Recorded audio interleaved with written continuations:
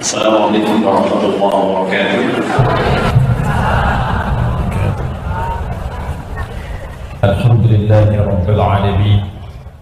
Wassalatu wassalamu ala rasulil karim an-nabiyyin amin sayyidina Muhammadin wa ala alihi wa sahbihi wa ummatihi ila yaumiddin. Amma ba'd.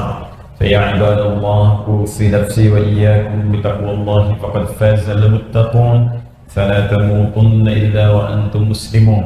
فقال تعالى يا أيها الذين آمنوا اتقوا الله حق تقاته ولا تموتن إلا وأنتم مسلمون. Para ibu sekalian, saudariku, baik yang di dalam ruangan masjid 1, lantai 2 ataupun di sekitaran halaman masjid yang tadi sempat kami lalui, saya memohon kepada Allah mengawali kajian ini, semoga seluruhnya mendapat kemuliaan yang sama di hadapan Allah Subhanahu wa Ta'ala, dan semoga ta'lim kita hari ini selain mendatangkan rahmat dan barakah dari Allah, juga insya Allah menggugurkan dosa-dosa yang pernah kita kerjakan dalam hidup. Ibu sekalian, teman-teman yang insya Allah senantiasa mendapatkan rahmat Allah Subhanahu wa Ta'ala, hari ini kita akan lanjutkan kajian kita terkait dengan faidah atau manfaat ilmu dan pengaruhnya terhadap akhlak. Karena ada beberapa tinjauan-tinjauan kekinian yang nampaknya agak bergeser dari keterangan Al-Quran, bahkan bergeser dari misi utama kenabian Rasulullah SAW.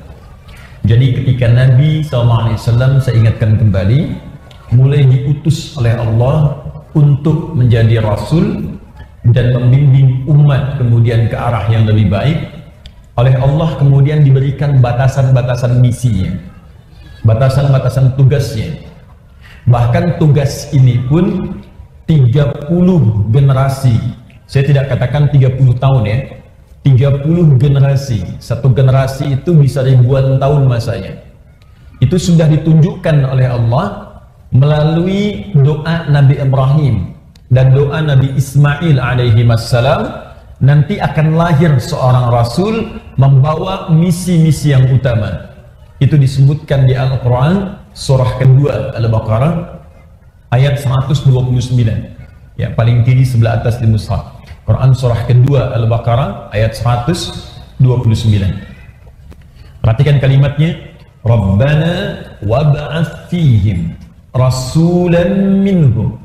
Ya Allah, mohon nanti utus, lahirkan seorang rasul yang terlahir di lingkungan sekitaran penduduk sini dekat Ka'bah.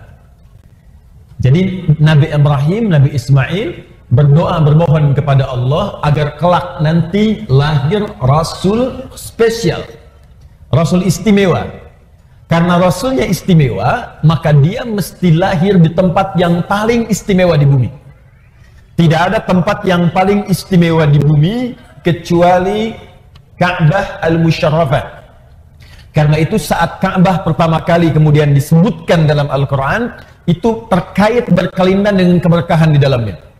Yuk kita ambil Quran surah ketiga, misal Ali Imran ayat ke-96 sampai 97. Inna awwala baitin wudi'a lin-nasi lalladzi bi Bakkah mubarakah. Sungguh rumah pertama, tempat pertama di muka bumi yang dibangunkan untuk manusia. Jadi saking spesialnya, bukan manusia yang bangun, tapi dibangunkan untuk manusia. Jadi kalau kita kan biasa bangun rumah, yang bangun tukang, kan? Yang bangun manusia. Tapi yang ini tidak. Dibangunkan untuk manusia, bukan manusia yang bangun. Dan sekitarannya penuh dengan keberkahan. Ya, Quran surah kedua Al-Baqarah ayat ke-126. Ya, paling kanan sebelah bawah di mushaf. Wa idh qala Ibrahim rabbi ij'al hadha baladan amina warzuq ahlahu minat thamarati man amana minhum billahi wal yaumil akhir. Ketika Nabi Ibrahim berdoa, ya Allah, mohon jadikan negeri ini, ya, sekitaran Ka'bah, Makkah dan sekitarannya, tempat yang paling menenteramkan di bumi. Karena itu ibu sekalian, teman-teman kalau datang ke Mekah, itu punya masalah sebesar apapun, di depan Ka'bah itu bisa hilang. Tiba-tiba yang keluar air mata aja, hati tenang. Ibu nggak percaya silahkan. Ibu sedang punya persoalan, sedang punya masalah, masuk rumah nggak enak, lihat TV nggak nyaman, lihat suami gelisah. Tapi di depan Ka'bah itu bisa hilang, bisa tenang gitu, bahkan bisa bikin status. Ternyata ini yang bisa menenangkan hatiku. Ceplik gitu ya. Orang tawaf dia foto. Sebentar. Nah, ini jaminan. Jadi satu-satunya tempat di bumi, satu yang bisa mendatangkan ketenangan. Yang kedua, saking berkahnya, itu kan tempatnya tandus, Bu. Ya, para akhwat sekalian, tempat itu tandus. Tempat itu tandus, panas luar biasa, bebatuannya sifatnya padat. Jadi kalau teman-teman main ke Mekah, ya saya doakan insya Allah yang belum pernah haji atau umrah bisa berangkat lebih cepat ya. Ya, dan tidak cukup dengan amin, nabung. Siapkan dari sekarang, nabung. Amin amin, kalau nggak ada persiapan nggak akan terwujud sampai kiamat kurang 2 hari. Sehari lagi buat persiapan lah, taubat minimal. Baik, saya kembalikan. Itu tempat tandus, bahkan air juga sulit, bebatuannya sifatnya padat. Itu ada di Quran surah ke-14 ayat 37. Ya, sifatnya biwadin ghairi dhi zar'in 'inda baitikal muharram. Kata Nabi Ibrahim, ya Allah, saya tinggalkan anak keturunanku ini di satu tempat di lembah yang tandus. Lembah yang tandus, air pun sulit didapatkan, tumbuhan nggak tumbuh.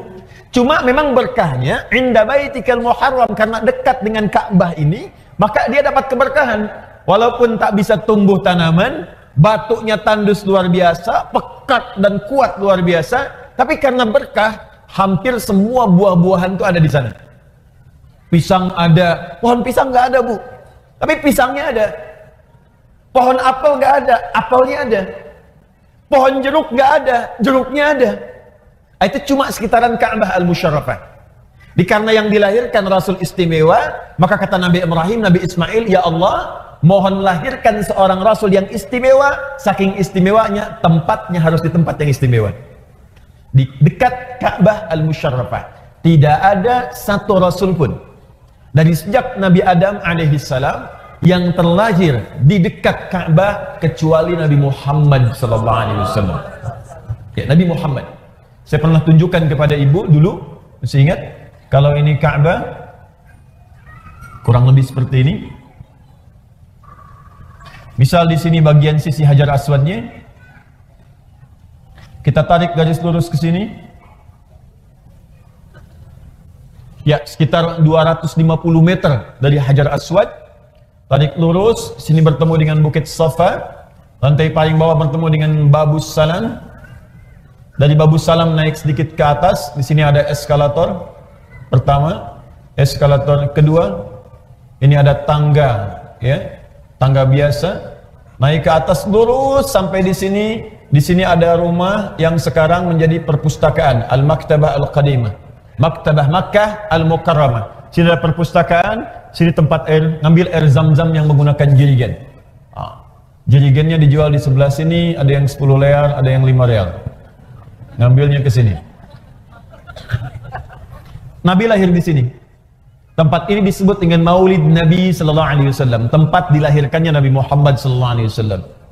Nah, yang ingin saya katakan, ketika keduanya berdoa, Nabi Ismail, Nabi Ibrahim alaihi wassalam, ya Allah, nanti utus seorang rasul yang lahirnya dekat tempat mulia ini. Ini persis yang dimaksud Nabi Muhammad sallallahu alaihi wasallam. Jadi Nabi Muhammad itu kelahirannya didoakan 30 generasi sebelum lahirnya beliau. Itu ribuan tahun masanya. Nabi Ibrahim ke Nabi Muhammad itu sallallahu alaihi wasallam itu jaraknya 30 generasi, Bu.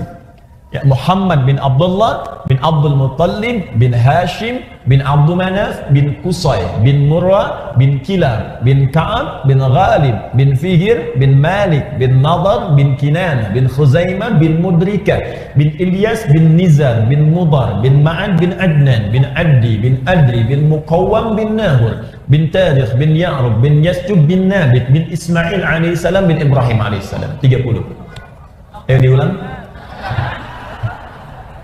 30 generasi. Nah, apa yang terkait dengan pembahasan kita saat ini? Ketika kemudian berdoa, tidak sekedar berdoa Rasulnya lahir, tapi juga meminta kepada Allah, membawa misi yang utama. Apa misinya? Satu, kembali ke Quran surah kedua Al-Baqarah tadi ayat 129. Perhatikan 4 misinya. Satu, yatslu alaihim ayatika. Ya Allah, mohon perkenankan Rasul ini nanti saat ia ditugaskan menjadi Rasul akan membimbing umatnya dengan ayat-ayatmu, membacakan, mengajarkan kepada umatnya ayat-ayatmu. Yatslu alaihim ayatika. Maka Allah kemudian kabulkan, diturunkanlah ayat-ayat. Mulai Quran surah ke-96 ayat yang pertama, Iqra bismi rabbikal ladzi khalaq, sampai terkumpul dari Al-Fatihah sampai An-Nas. Karena dibacakan, didengar bacaan-bacaan yang dibacakan disebut dengan qiraah. Ya, kalau dibacakan terus tanpa pernah bosan, berulang-ulang disebut dengan Quran namanya. Quran. Kalau beda dengan bacaan biasa mungkin ada yang terus dibacakan tapi bosan. Yang ini dijamin oleh Allah terus dibacakan, terus diulang. Bahkan setiap hari manusia bisa 17 kali mengulangnya dan tidak pernah ada yang bosan. Maka tambah alif lam di depannya menjadi Al-Quran. Al-Quran. Satu-satunya kitab di muka bumi, kitab suci, satu-satunya yang dibacakan 17 kali setiap hari oleh setiap muslim dan tidak pernah ada yang mengeluh bosan. Ibu, siapa yang baca Quran 15 kali sehari? Banyakkan Ustaz. Baik. Yang 1 kali sehari baca Quran? Ada? Boleh angkat tangan? Masya Allah. 2 kali sehari? Masya Allah. 3 kali sehari? Tidak ada. Berarti ibu sholatnya cuma sekali, 1 rakaat. Berarti sholat subuh tadi 1 rakaat ya? Kan kita baca Al-Fatihah 17 kali sehari. Al-Fatihah Al-Quran bukan? Al-Quran dibaca pasti 17 kali sehari karena jumlah rakaat sholat itu 17 rakaat. Jadi kalau ada yang baca Al-Fatihah cuma sekali sehari, itu artinya sholat subuhnya 1 rakaat. Nah, kembali ke sini. Bukankah semua isi Al-Quran disebut ayat? Ya kan? Al-Fatihah 7 ayat, Al-Baqarah 286 ayat, Ali Imran 200 ayat, An-Nisa 176 ayat. Perhatikan doa Nabi Ibrahim tadi. Yatslu alaihim ayatika, ayat. Ya Allah, mohon utus nanti seorang Rasul yang akan mengajarkan pada umatnya ayat-ayatmu. Maka turunlah Al-Quran, disebut isinya dengan ayat, dikabulkan bagian pertama. Jelas? Nah, karena ini isi Al-Quran seluruhnya itu bimbingan hidup. Diajarkan oleh Nabi pada kita. Nah, saat Nabi mengajarkan kepada kita itu, tuntunan Nabi ketika mengajarkan kepada kita dijelaskan oleh Nabi, maka terkumpullah ajaran-ajaran Nabi. Kumpulan dari sesuatu ajaran disebut dengan kitab namanya. Baik, teruskan ayatnya. Rabbana wab'ats fihim rasulan minhum yatslu alaihim ayatika wa yu'allimuhumul kitab. Saya ulang. 1 ayat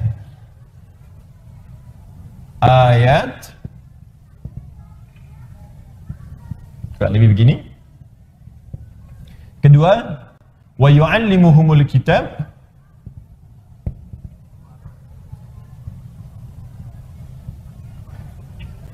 Contoh. Tahan, nanti ibu akan paham ketika saya selesaikan di akhir apa yang saya maksudkan. Baik, ibu sekalian, para akhwat, kata Nabi Ibrahim, Nabi Ismail, ya Allah, utus seorang Rasul dan turunkan ayat kepada Rasul ini untuk mengajarkan umatnya. Maka Allah turunkan. Ada ayat misalnya tentang sholat, bimbingan, bagaimana cara menyembah Allah subhanahu wa ta'ala. Turun Quran surah kedua Al-Baqarah ayat ke-43. Wa aqimus sholat, tunaikan sholat. Ayatnya kan turun kan? Maka turun ayat. Makanya tidak boleh kita beribadah kalau tidak ada ayatnya. Tidak ada dalilnya. Baik itu ayat dari Allah atau petunjuk dari Nabi. Jadi kalau ibadah itu saking sayangnya Allah, kamu gak usah banyak-banyak ibadahnya. Ini yang saya tunjukkan aja, kamu kerjakan. Jadi dalam ibadah itu gak boleh kreatif. Ya, apa yang Allah tunjukkan, saking inginnya Allah mudah dan gak capek ibadah kita. Ini aja kerjakan nih, turun. Nah, cuma kan gak cukup dengan ayat. Wa aqimus shalat, tunaikan salat. Orang bertanya, "Ya Rasulullah, bagaimana cara salatnya?" Gak cukup dengan turun ayat, "Ayo kerjakan salat." Caranya bagaimana? Maka yang kedua kemudian turunlah kalimat wa yu'allimuhumul kitab. Ajarkan caranya. Maka diajarkan oleh Nabi dari mulai takbir sampai dengan salam. Turun ayat, kerjakan salat. Bagaimana caranya? Ditunjukkan oleh Nabi. Begini cara takbirnya. Ya, begini cara sedekapnya. Begini cara rukuknya, begini cara sujudnya sampai dengan salamnya. Dikabulkan. Doa yang kedua, Nabi Ibrahim, Nabi Ismail dikabulkan oleh Allah Subhanahu wa taala. Maka ajaran Nabi menerangkan Alkitab itu sekarang disebut dengan hadis, prakteknya disebut dengan sunnah namanya. Pelan-pelan. Kumpulan ayat tadi disebut apa? Al-Quran. Baik. Penjelasan Al-Quran dari Nabi disebut apa tadi? Hadis. Prakteknya disebut apa? Sunnah. Sunnah. Dalilnya dari Al-Quran, penjelasannya dari sunnah Nabi SAW. Maka kalau ibu ingin bertanya bagaimana cara sholat, lihat keterangan Nabi, lihat sunnahnya Nabi. Maka turunlah kemudian bimbingan-bimbingan Nabi ini dibukukan supaya kita mudah pelajari. Nah, tadi saya sampaikan sesuatu yang dikumpulkan, sesuatu yang dibukukan disebut dengan kitab namanya. Maka para ulama sekarang mengumpulkan bimbingan-bimbingan Nabi disebut dengan kitab. Maka muncullah apa yang disebut dengan kitab hadis. Ibu kalau ingin lihat misalnya bagaimana Nabi mengajarkan sholat, lihat kitab hadis. Buka Sahih Muslim misalnya, ya, di Kitabus Shalah bab tentang sholat, nomor hadis 397 misal, ya. Bagaimana caranya? Kata Abu Hurairah, kata Nabi, "Idza qumta ilas shalah," jika Anda ingin menunaikan salat dengan sempurna, asbigil wudu, sempurnakan dulu wudunya, tsumma istaqbilil qiblah, kemudian menghadap ke arah kiblat, setelah kemudian siap, tsumma fakabbir, kemudian bertakbir, farafa'a yadayhi hadwa mankibaihi, maka letakkan telapak tangannya kemudian sejajar dengan bahunya di sini. Di An-Nasai nomor hadis 1101, boleh kemudian jempolnya mendekat kepada daun telinga, boleh menempel. Kemudian fawadha'a yadahul yumna 'alal yusra, maka letakkan telapak tangan yang kanan di punggung yang kiri begini. Pas. Boleh pergelangan bertemu dengan pergelangan, rusdun ala rusdin. Ini pergelangan bertemu pergelangan di sini. Boleh begini, boleh begini. Tapi yang begini langsung, ya. Jadi begitu takbir Allahu Akbar begini, jadi nggak diukur dulu. Allah. Boleh ke sini, Sa'id di sini. Tapi tidak boleh ke sini. Di sini tidak boleh, Bu. Ya. Nah, kumaha tuh, Ustaz, aku mah dari puncak sholat subuhna. Subuh begini, nah ini nggak boleh. Ya, tetap sampai sini, nggak boleh sampai sini. Kata Nabi, jangan engkau sholat seperti orang yang sombong, meletakkan telapak tangannya sampai dengan kemudian di sikunya, mirfak begini. Kayak orang punya proyek lihat-lihat begini, ya. Nah, sampai sini. Ada yang dikerjakan, ada yang dilarang. Secara singkat, bimbingannya ini terkumpul dalam kitab, diterangkan dalam hadis, dipraktikkan dalam sunnah. Jelas sampai sini? Nah, tapi nggak cukup sampai sini. Awas, hati-hati. Nggak cukup kita belajar Al-Quran, sunnah. Al-Quran, sunnah. Ada dua lagi. Ada dua lagi. Dan dua ini, apalagi nanti yang terakhir, yang keempat, itu adalah parameter, ukuran keberhasilan seorang muslim mempelajari Al-Quran dan Sunnah. Jadi kalau Anda diajak untuk belajar, atau ibu kemudian belajar, Al-Quran ini sunnahnya, Al-Quran ini sunnahnya. Tapi kemudian pelajaran itu tidak menghasilkan hasil yang keempat. Hasil yang keempat, ini artinya ada yang keliru dalam proses belajarnya. Jelas sampai sini? Baik. 3. Sebelum sampai ke yang ketiga, yang ini menjadi dalil, dua-duanya dalil. Sudah? Ini kumpulannya disebut dengan kitab, penjelasannya dari hadis, tuntunannya disebut apa namanya? Sunnah. Ilmunya disebut dengan fiqih namanya. Ilmunya disebut dengan fiqih. Seperti ini. Fiqh. Tahan pelan-pelan. Ini penting saya terangkan dulu fiqih. Nah, kenapa saya sebutkan fiqih? Karena nanti di fikih ini ada kaitan dengan yang ketiga. Ini tugas Nabi yang ketiga. Apa itu? Wal hikmah. Mengajarkan hikmah di balik setiap ketentuan yang tertuang dalam Al-Quran dan Sunnah tadi. Hikmah. Esensi dari setiap perintah yang Allah kemudian sampaikan dan Nabi jelaskan. Hikmahnya apa? Esensinya apa? Fungsinya apa? Contoh, ibu fokus misalnya tadi kembalikan ke sholat. Kita ingin menunaikan sholat.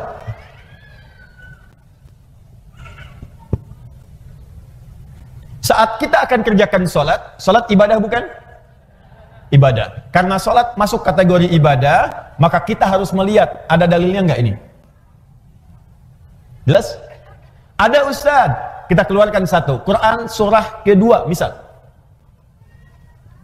Ayat 43. Paling kanan pertengahan. Wa aqimus shalah, dan tunaikan oleh kalian salat. Karena ada perintah tunaikan salat, maka kita siap mengerjakan salat. Kemudian yang kedua, caranya bagaimana? Fikih. Caranya, tuntunannya. Maka kita buka keterangan dari Nabi seperti apa Nabi mengajarkan kita salat.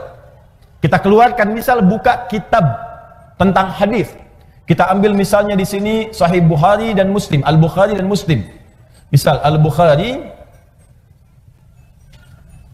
nomor hadis 711, kemudian riwayat Muslim nomor hadis 397, riwayatnya dari sahabat Abu Hurairah.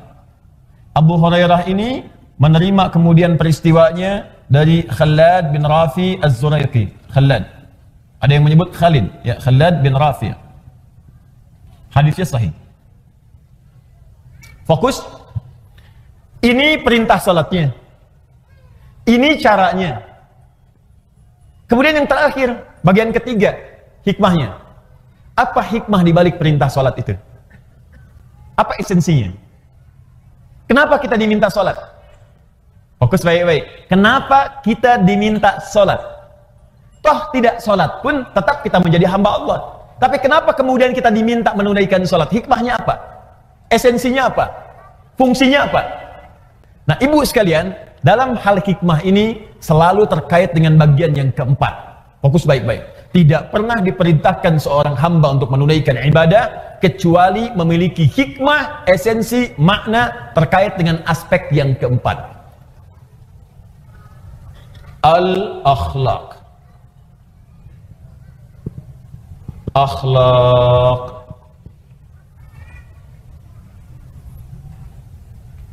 Tahan. Saya kembalikan ke nomor 3 dulu sebelum kita masuk ke akhlak. 1. Buka Quran surah ke-20. Ayat yang ke-14. Ada? Quran surah Taha. Taha. Ya? Ma anzalna ilaikal Qur'ana litashqa. Ayat ke-14. 14. Innani anallah. Ada? Innani anallah la ilaha illa ana fa'budni. Ada? Wa aqimis salata li dzikri. Ada? Baik, sekarang perhatikan baik-baik. Ibu sekalian, yang Tuhan itu siapa? Allah. Pencipta kita siapa? Yang hamba siapa? Kita, manusia. Apa yang membedakan antara Tuhan Khalik yang menciptakan kita dengan kita hamba yang diciptakan? Mesti ada beda. Apa beda antara direktur dengan karyawan? Direktur memanage perusahaan, memberikan perintah, karyawan mengeksekusi. Apa beda tuan rumah dengan asisten rumah tangga? Tuan rumah mengatur, memberikan perintah, asisten rumah tangga mengeksekusi, gitu kan? Apa beda antara Allah Rabbun, Tuhan, Khalid, dengan manusia sebagai hamba? Maka bedanya mesti ada perbedaan di antara keduanya. Allah yang disembah, manusia yang harus menyembah. Allah yang diibadahi, manusia yang harus ibadah. Karena itu ketika Allah mengatakan saya Tuhan, lihat ayatnya. Innani anallah. Kata Allah, saya Allah. La ilaha illa ana. Tidak ada Tuhan selain saya. Yang Tuhan cuma saya, kata Allah. Yang lain bukan Tuhan. Yang Tuhan cuma saya, kata Allah. Yang lain bukan Tuhan. Nah, kalau engkau yakin saya Tuhan, kata Allah, maka buktikan keyakinanmu itu.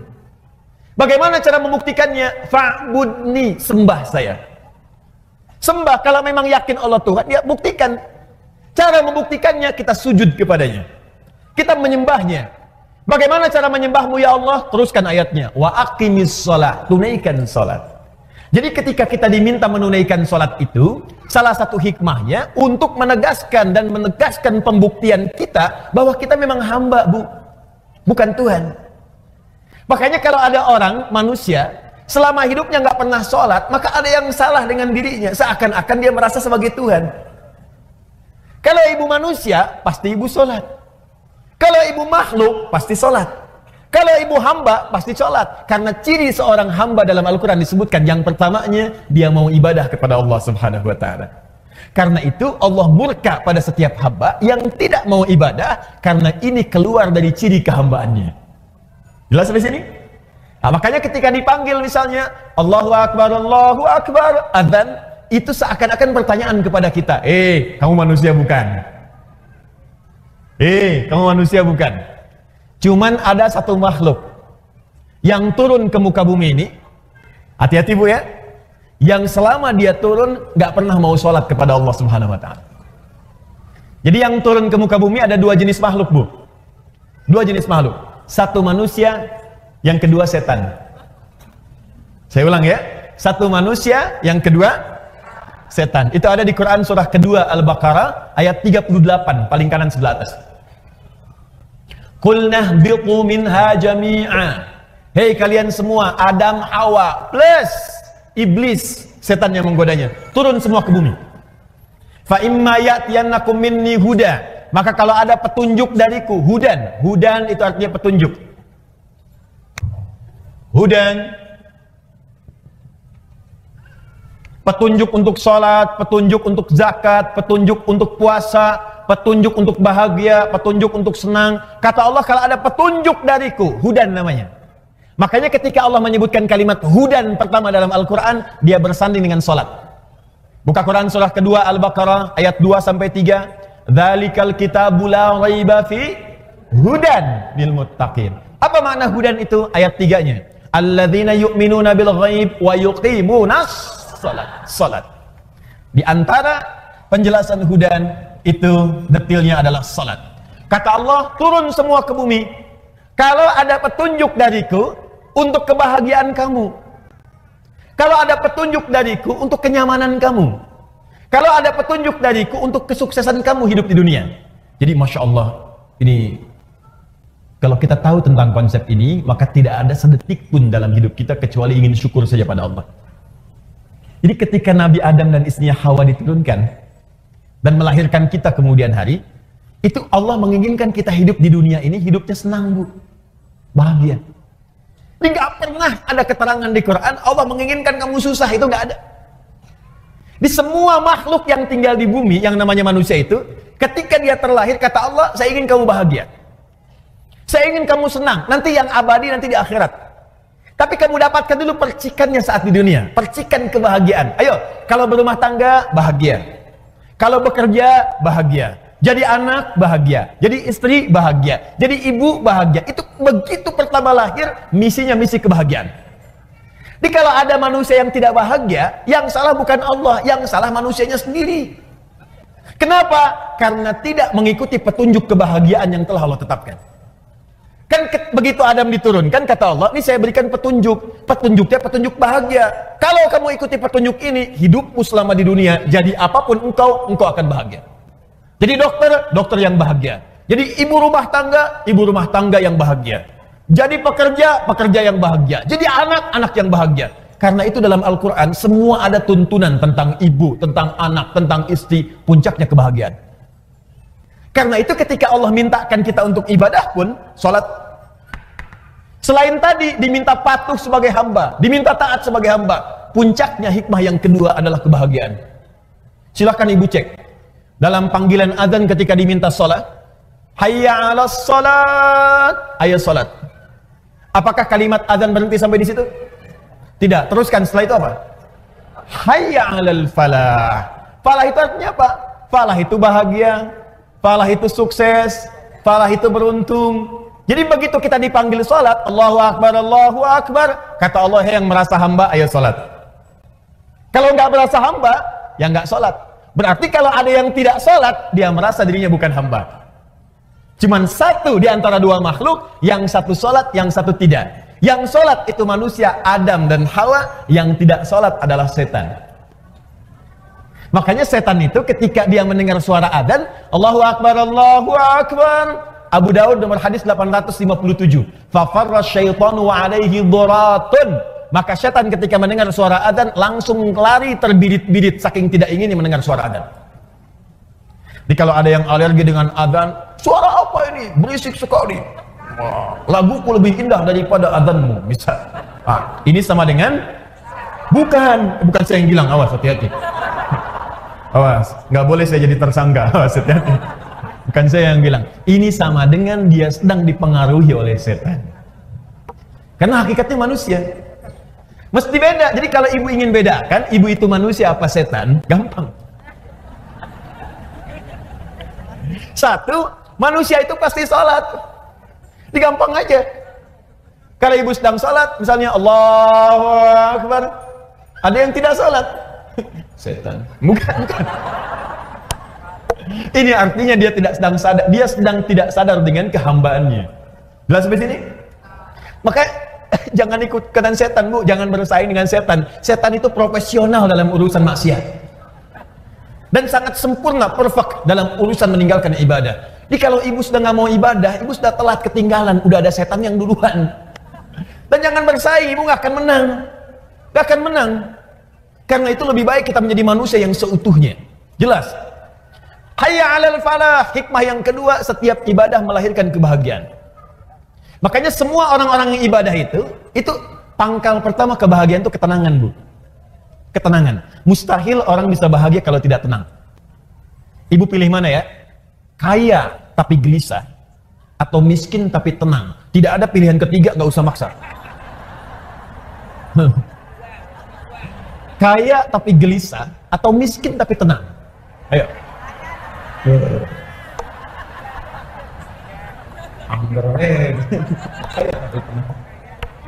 Kaya tapi tenang. Ya itulah ibu-ibu. Selalu ada pilihan yang ketiga. Mau ke majelis taklim, ikut pengajian, datang pada suami, wah bawa proposal tentang warna baju, kan? Satu merah, yang kedua biru. Masya Allah. Ayah, mana yang paling bagusnya, merah atau biru? Kayaknya biru deh, Ma. Kayaknya merah deh, ya. Nanya tapi udah punya pilihan. Ya. Masih mending kalau dipakai, begitu keluar kuning. Selalu ada pilihan yang ketiga. Gak apa-apa. Gak apa-apa. Nah, kebahagiaan itu pangkalnya ketenangan. Jadi mustahil ada orang bahagia kalau nggak tenang, itu mustahil. Karena itu hikmah ibadah, itu setiap kita menunaikan ibadah pasti ada ketenangan.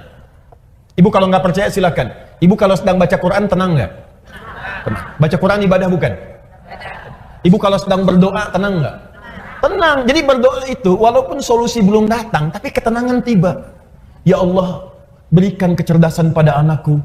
Ya Allah, luluskan ia dalam ujiannya esok. Ujiannya baru besok, tapi ketenangannya sudah ada. Ya Allah, lancarkan pekerjaan suamiku, ya Allah. Ya Allah, tenangkan keadaan jiwa-jiwa kami. Jadi pekerjaan baru besok dikerjakan, tapi ketenangannya sudah tiba. Semua ibadah, pangkal pertamanya melahirkan ketenangan. Makanya ada rumus dalam perkataan para ulama, ibu, kalau sedang tidak tenang, sedang gelisah dalam urusan dunia, ibu berdoa. Atau ibadah. Pilih jenisnya yang mudah kita kerjakan. Misal di rumah tangga ada persoalan, alih-alih ibu bikin status yang tidak jelas. Sekarang banyak peluang dilakukan di media sosial. Ya lebih baik ibu kerjakan ibadah, ambil wudhu, menghadap ke kiblat, buka mushaf, baca. Walaupun solusi belum datang, tapi ketenangan itu akan tiba. Ustadz kalau nulis statusnya sambil baca mushaf gimana? Sama aja salah tuh. Kamu tidak seperti yang aku kira. Nungguin komen gitu kan sampai maghrib. Baca Quran, doa, sholat, ya lakukan pekerjaan itu, ketenangan akan tiba. Nah itu yang dimaksud dengan hikmah, esensinya. Nah tapi ada puncak hikmah. Ini tujuan yang paling tinggi di balik semua perintah ibadah. Dan ini misi yang paling puncak dari setiap misi kerasulan Nabi Muhammad SAW. Fokus baik-baik. Bahkan saking pentingnya misi ini, Nabi sendiri yang menegaskan dengan lisannya.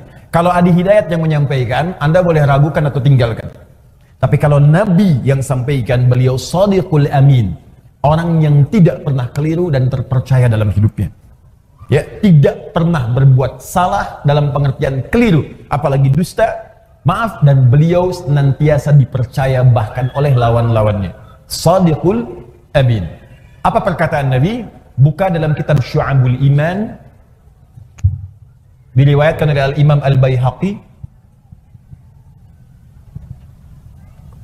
dikenal dengan Sunan Al-Baihaqi, kitabnya Syu'abul Iman, nomor hadis 2009 sampai 2010. Fokus. Innama bu'ithu liutammima salihal akhlaq. Sungguh misi utamaku.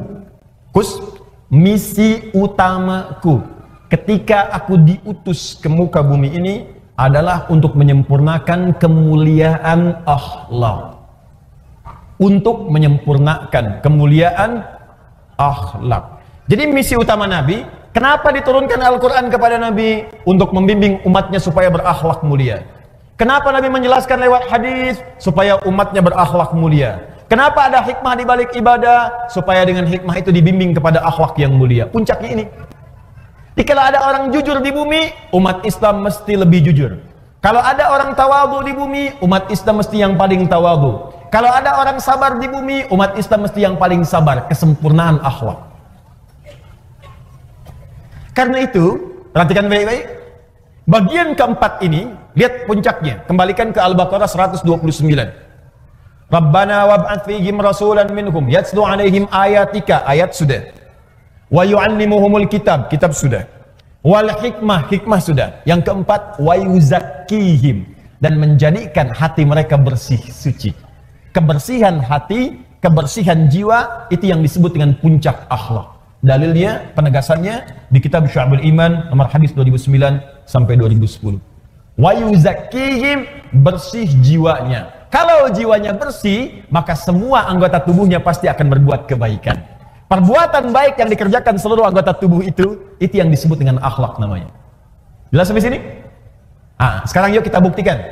Saya agak pelan-pelan supaya kita mengerti. Fokus. Contoh sholat. Kembali. Ibadah bukan?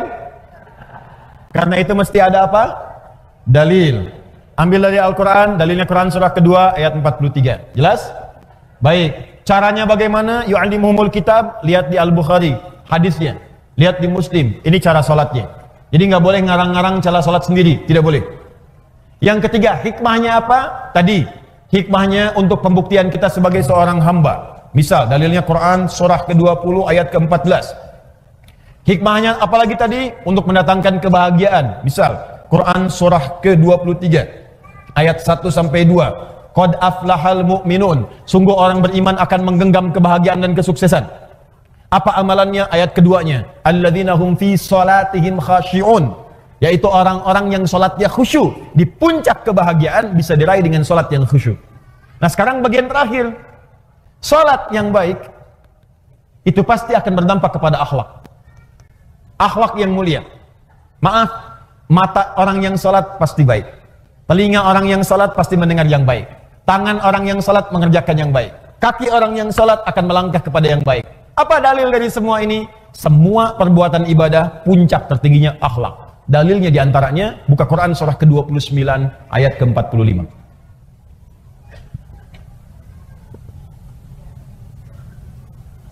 Al-Ankabut ayat 45.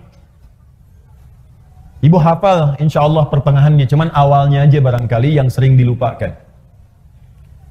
Buktinya gampang. Innas sholata tanha. Itu pertengahannya. Awalnya utlu ma uhya ilaika minal kitab. Lihat utslu tilawah, Bu. Coba Ibu bandingkan dengan Al-Baqarah 129. Rabbana wab'ats fihim rasulan minhum yatslu alaihim ayatika. Yatslu itu baca, pelajari. Perintahnya utslu. Sebelum Anda sholat, baca dulu, pelajari dulu, lihat keterangan yang bersumber dari Nabi. Utslu, watslu, utslu. Lihat ayatnya, lihat keterangannya. Ada kan? Terus utslu ma uhiya ilaika minal kitab. Kitab ada lagi disebutkan. Ya, Rabbana wab'ats fihim rasulan minhum yatslu utslu. Yatslu alaihim ayatika wa yu'allimuhumul kitab. Kitab disebutkan lagi. Utslu ma uhiya ilaika minal kitab. Kata Al-Qur'an, ibu sebelum sholat jangan tergesa-gesa untuk sholat. Keluarkan dulu semua tuntunan dari Nabi bagaimana cara sholat yang baik. Pahami bacaannya. Utslu itu punya 3 arti dari kata tilawah. Utslu dari kata tilawah punya 3 arti. 1, baca. 2, pahami yang dibaca. 3, amalkan yang dipahami itu. Tilawah namanya. Makanya kalau ada orang baca Quran, supaya kita paham, di sampingnya kan ada yang menerjemahkan kan? Siapa yang menerjemahkan itu? Sari tilawah. Sebetulnya orang Arab itu tidak mengenal sari, kenalnya tilawah. Tilawah. Cuman mungkin di Indonesia yang pertama kali tilawah itu Busari. Makanya disebut sari tilawah. Coba kalau Adi, mungkin Adi tilawah gitu ya, atau daan tilawah gitu. Bisa. Ya. Jadi enggak, sari tilawah itu sebetulnya tambahan sarinya. Ya, sari tilawah, sarinya itu tambahan. Yang betulnya tilawahnya. Cuman karena mungkin pertama kali yang tilawah Busari, makanya sari tilawah. Tapi poinnya, kenapa ada sari tilawah? Supaya bisa memahamkan kepada kita apa yang dimaksud bacaan tadi. Nah, persis sama dalam sholat. Kata Allah sebelum sholat, baca dulu bacaan sholat. Pahami dulu. Memahami sesuatu disebut fikih namanya. Ini. Bisa tulis. Fikih. Makanya kalau ibu belajar tentang hukum ibadah, itu pasti semua fikih. Nggak ada tulisan ilmu, fikih. Coba ibu cari ya, buku tentang sholat, pasti judulnya fikih sholat. Tentang zakat, fikih zakat. Tentang haji umrah, fikih haji. Ibu nggak akan temukan buku judulnya ilmu sholat. Nggak ada.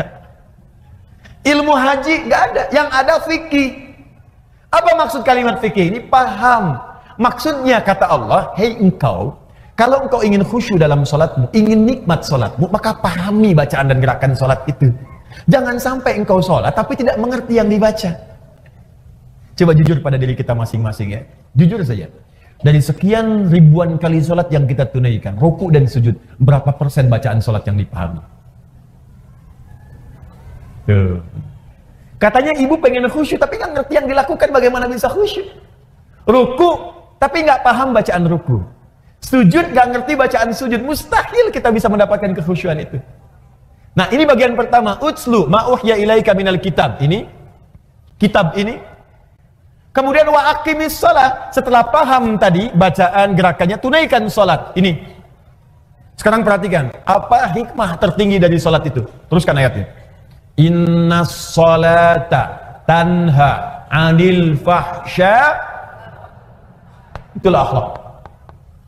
Kata Allah, kalau salat seseorang benar, maka ukurannya adalah dia akan terbebas dari perbuatan keji dan mungkar. Di salat yang ditunaikan dengan benar. Salat yang ditunaikan dengan benar. Ada alif lamnya, Bu. Ingat ya, ada alif lamnya. Kalau tidak ada alif lamnya, salat itu artinya umum, salatnya bebas. Ibu mau cepat-cepat, mau lambat silahkan, mau khusyuk, mau tidak bebas. Tapi kalau ada alif lamnya disebut alif lam ma'rifah, khusus sesuai ketentuan. Dan semua bacaan sholat dalam Al-Quran, semua bacaan sholat, kalimat sholat dalam Al-Quran yang bermakna ibadah, dari mulai takbir sampai dengan salam, seluruhnya menggunakan alif lam. Kalimat sholat pertama Al-Baqarah ayat 3, alladzina yu'minuna bil ghaib wa yuqimunas sholat. Al-Baqarah 43, wa aqimus sholat. 45, wasta'inu bis sabri was sholat. 153, ya ayyuhalladzina amanu ista'inu bis sabri was sholat. 238, hafidhu alas sholawat. Quran surah ke-11 misalnya ayat 114, aqimis sholat tarafayil lail. Quran surah ke-17 ayat ke misalnya 78, aqimis sholat liduluki syamsi. Selalu pakai alif lam. Itu artinya kalau kita sholat mesti benar. Nah kalau sholatnya benar, apa dampaknya dari situ? Akhlak. Tanha anil fahsya'i wal munkar. Maaf, semua orang baik itu sumber kebaikannya terbebas dari dua ini. Mohon izin Bu ya, kalau ibu anaknya, cucunya, atau kita sendiri ingin baik, rumusnya gampang. Bebaskan dari dua sumber ini. Tidak ada yang ketiga. Di keburukan itu cuma dua. Kalau bukan fahsya, pasti munkar. Kalau bukan fahsya, pasti munkar. Apa itu fahsya? Keji. Apa itu keji? Fahsya. Fahsya, keburukan yang bersumber dari syahwat. Pornografi, porno aksi, LGBT, yang jorok-jorok, yang kotor itu fahsya. Awas, hati-hati. Saya ulang ya. Pornografi, porno aksi, LGBT, homo, lesbi, transgender, sejenisnya itu fahsya namanya. Jadi mustahil ada orang sholat berbuat fahsya, mustahil. Makanya ketika seseorang sholatnya benar, itu pasti akan memberikan perisai pada dirinya dari perbuatan fahsya. Nih Bu ya, gak usah jauh-jauh. Kalau sholat kita benar, ibu lihat gambar di handphone, buka misalnya, ya. Begitu ingin lihat berita, tiba-tiba ada gambar yang tidak elok. Itu kalau sholat kita benar, dalam hati kita ada yang disebut dengan burhan namanya. Apa namanya? Burhan. Itu ada Ustadz Yusuf Burhan. Burhan. Laula an ra'a burhana rabbi. Burhan. Burhan itu petunjuk Allah. Saya ulang ya. Burhan itu petunjuk Allah yang muncul dalam hati, yang menjauhkan kita dari maksiat. Petunjuk Allah yang muncul dalam hati, yang menjauhkan kita dari maksiat. Nabi Yusuf pernah diajak berduaan oleh seorang perempuan, istri seorang pembesar, untuk melakukan hubungan yang tidak dibenarkan.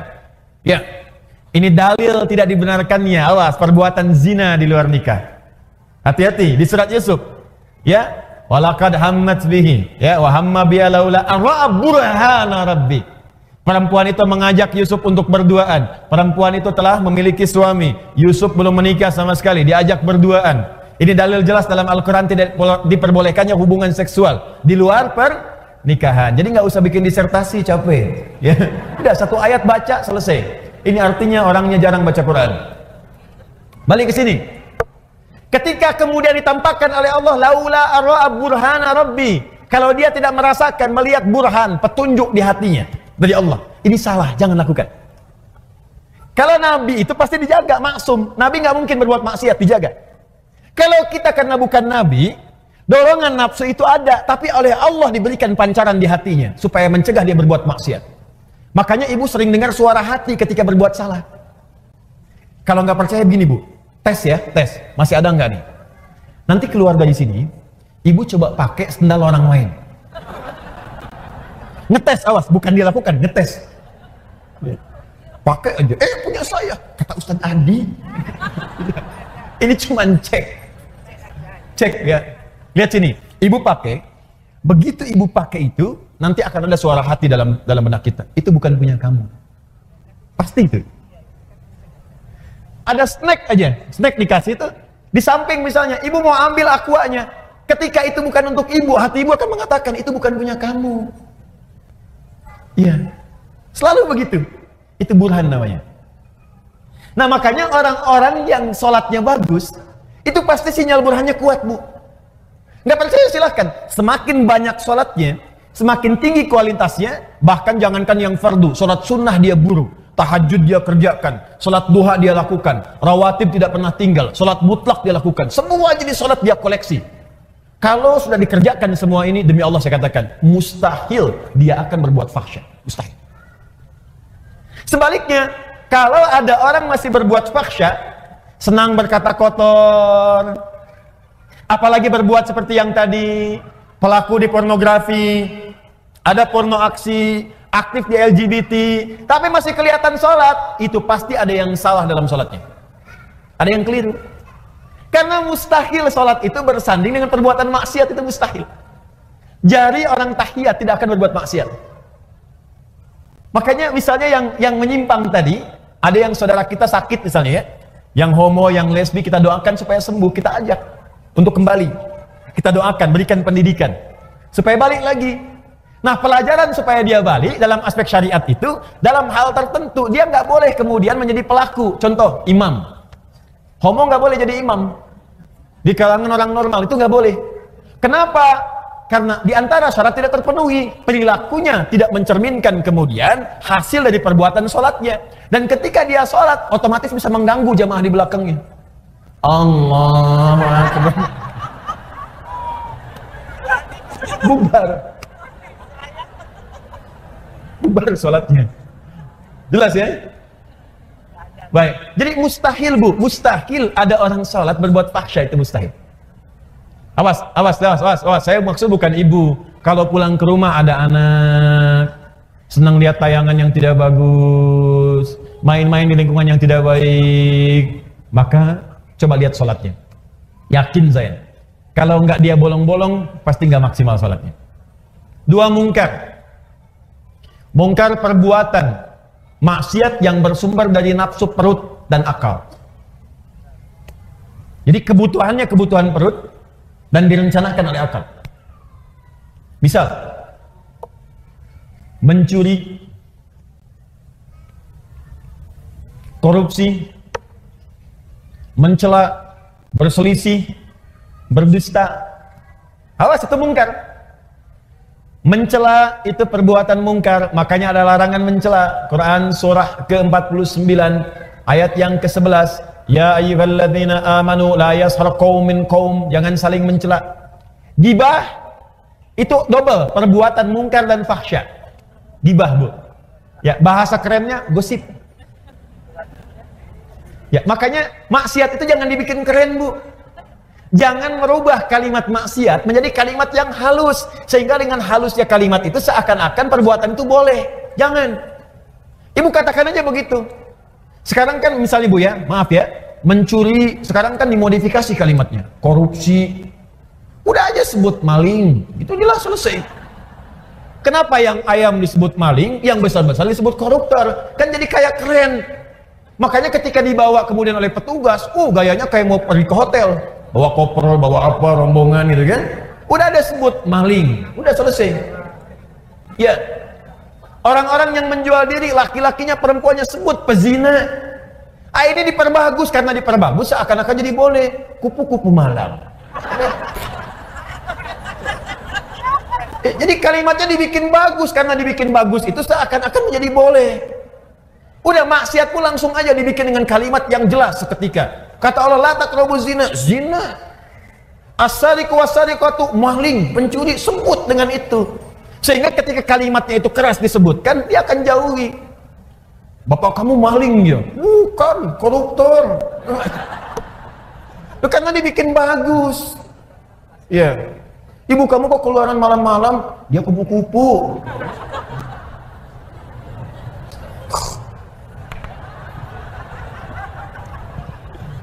Paham? Nah, jadi orang kalau salatnya benar itu pasti lahirnya akhlak. Dia akan menjauhi perselisihan. Dia akan menjauhi gibah, gosip. Awas, Bu. Maaf ya, saya tunjuk ibu karena memang pesan di Qur'annya itu lebih kuat ke perempuan. Laki-laki mungkin, tapi perempuan lebih kuat cenderungannya. Itu ada di surat Ibu. Ya, surat An-Nisa ayat 34, paling kiri sebelah atas. Saya lompat sedikit. Quran surah keempat, surat Ibu-ibu.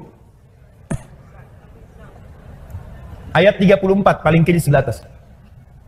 Ar-rijalu qawwamuna 'alan nisa bima faddalallahu ba'dahum 'ala ba'din wa bima anfaqu min amwalihim. Ada ayatnya? Oke, sekarang lihat pertengahan ayatnya. Fas-salihatu, maka istri-istri yang solehah itu, perempuan-perempuan yang solehah itu. Siapa yang ingin jadi perempuan solehah boleh angkat tangan. Baik, sekarang turunkan tangannya. Saya tidak butuh tangannya, tapi yang saya butuhkan adalah kesesuaian dengan ciri ayatnya. Ibu ngangkat sampai ke lantai 2, sampai ke kubah. Kalau nggak sesuai dengan ciri ayat ini, maka tidak akan pernah selaras dengan apa yang Allah inginkan. Nah, sekarang lihat. Fas-salihatu, Ciri istri solihah itu kata Allah yang utamanya ada dua.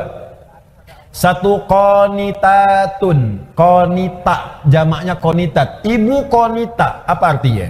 Konitat itu artinya orang yang taat kepada Allah. Kalau dalam konteks istri, orang yang taat kepada Allah dengan cara menaati suaminya pada yang baik-baik menurut Allah. Itu cara memahaminya. Di istri yang solihah itu, dia taat kepada Allah. Bagaimana cara taatnya? Menaati suaminya sepanjang suaminya minta yang baik menurut Allah. Misal, kata suami, "Ma, berhijab ya, insya Allah ya, solihah. Ma, besok ikut ta'lim ya, insya Allah Pak, solihah. Ma, malam tahajud ya, insya Allah Pak, solihah. Ma, besok baca Quran ya, Pak nanti aja deh, setengah solihah." Ngapain sih Pak Quran melulu? Tidak solihah. Jelas? Nah, jadi ibu, kalau suami minta pada yang baik-baik, ibu cepat kerjakan. Sebetulnya bukan suami yang minta, tapi Allah yang menurunkan lewat perintah itu untuk bertanya kepada Anda, "Hei, kamu solihah bukan? Kamu solihah tidak?" "Tidak Ustadz, saya anak." Bukan namanya, sifatnya. Di ketika lewat kemudian di kalimat Ustadz, apalagi di kalimat suami, itu untuk mengecek sifat solihah itu ada tidak. "Mama, nanti mama malam tahajud ya, kalau papa terlampau capek mama bangun." Papa gimana sih nyuruh tapi tidak dilaksanakan? Jangan lihat kalimat itunya Bu, lihat kalimat perintahnya. Boleh jadi itu titipan Allah untuk menaikkan level solihah ibu. Karena itu ketika suami dipasangkan dengan istri, seringkali Allah kirimkan kemudian karakter-karakter pada suami, perintah-perintah pada suami, sebetulnya untuk menyempurnakan sifat istri. Itu hikmahnya. Dan sebaliknya, diturunkan kemudian pasangan pada istri yang serupa, karena ini kemudian lahan untuk menyempurnakan sifat suami. Makanya pasangan itu pasti sesuai. Dan jangan pernah mengharapkan pasangan orang. Kenapa suami saya tidak seperti Ustadz ya? Udah itu jalurnya. Jelas ya? Nah, cirinya itu. Tapi kalau suami memerintahkan kepada yang tidak baik menurut Allah, ibu boleh tolak dengan cara yang lembut. "Ma, besok papa ada family gathering di perusahaan. Mama kan tahu level papa di perusahaan. Yang lain gak ada yang pakai jilbab, Ma. Lepas dulu lah, paling cuma 30 menit." Ibu boleh tolak dengan cara yang lembut. "Pak, pekerjaan rezeki itu sudah Allah atur, Pak. Yang belum teratur kan surga kita. Mama khawatir ketika jilbab ini dilepas kita terpisah di surga. Lebih baik kita kenakan ini, dan ini bisa mengantarkan kita pada rezeki yang baik dan ridha Allah Subhanahu wa Ta'ala. Khawatir gimana kalau nanti saat dibuka mama wafat? Siapa yang tanggung jawab?" Itu lebih indah masuk ke dalam hati dibandingkan dengan celaan dan kagetan. "Lepas dulu ya, Ma." Apa? Amin. Itu begitulah. Walaupun memang tidak mudah. Ustadz juga sama ya. Sama. Makanya jarang Ustadz ceramah bawa istrinya. Itu sangat jarang. Ini live Mas. Nanti kita selesaikan di rumah. 2. Nah ini kaitan dengan yang tadi. Hafizatun lil ghaibi bima hafizallah. Jadi istri salihah itu adalah menjaga nama baik keluarga, suami, khususnya ketika tidak sedang bersamanya. Perhatikan baik-baik, yang telah Allah tutupi. Jadi kalau ada aib di rumah tangga, kata Allah jangan buka keluar. Ini jaminan Allah Bu ya. Sepanjang ibu tidak buka keluar, maka Allah akan tutup sampai dengan hari kiamat. Makanya kata Nabi, kalau ada peristiwa terjadi malam hari nggak enak, siangnya jangan dibuka, tutup. Kalau ada peristiwa siang, jangan dibuka malamnya. Nah ini yang terjadi seringkali, siang masih dibuka. Dan sekarang wasilahnya banyak, media sosial. Dia gak keluar rumah, tapi bisa bikin status di dalam rumah. Nah yang paling tidak elok itu kadang-kadang, ini menjadi bahan untuk berbuat maksiat. Padahal dia sholat, tapi masih dikerjakan. Yang digosipkan bukan urusan luar, yang dibawa keluar justru masalah di dalam rumah. Judulnya memang pengajian, datang Ustadz belum tiba, ketemu kawan, saling bersalaman, apa kabar? Iya sayang, kemana aja? Alhamdulillah sehat. Gimana kabarnya? Baik. Keluarga gimana? Sehat. Suami gimana? Di situ masalahnya.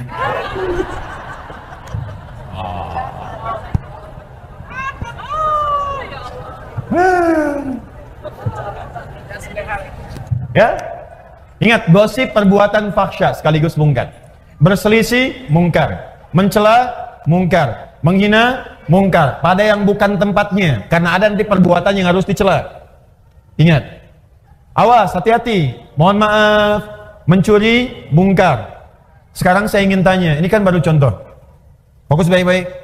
Salat ibadahnya, dalilnya sudah ada, ini prakteknya.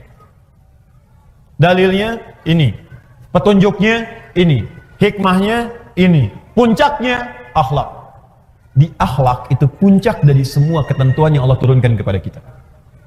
Puncak salat, akhlak. Puncak zakat, akhlak. Puncak kemudian baca Quran, akhlak. Dan puncak ilmu pun akhlak. Menuntut ilmu ibadah bukan? Ibadah, makanya dalilnya banyak di Quran. Apa dalilnya? Sepanjang ibadah mesti ada dalil. Banyak dalilnya. Quran surah 96 ayat 1. Iqra bismi rabbikal ladzi khalaq. Dalil menuntut ilmu. Quran surah ke-9 ayat 122. Wa ma kana al-mu'minuna liyanfiru kaffah falaula nafara min kulli firqatin minhum ta'ifah liyatafaqahu fid din. Cara menuntut ilmu. Majlisnya ada. Quran surah 58 ayat ke-11. Ya ayyuhalladzina amanu idza qila lakum tafassahu fil majalisi yafillahu ya fafsahillah yafsahillahu lakum. Fafsahu yafsahillahu lakum. Hai orang-orang beriman, kalau diperintahkan kepadamu, ayo cepat penuhi majlis-majlis, share informasinya, share tempatnya. Siapa yang bisa meluaskan majlisnya akan diluaskan oleh Allah Subhanahu wa taala.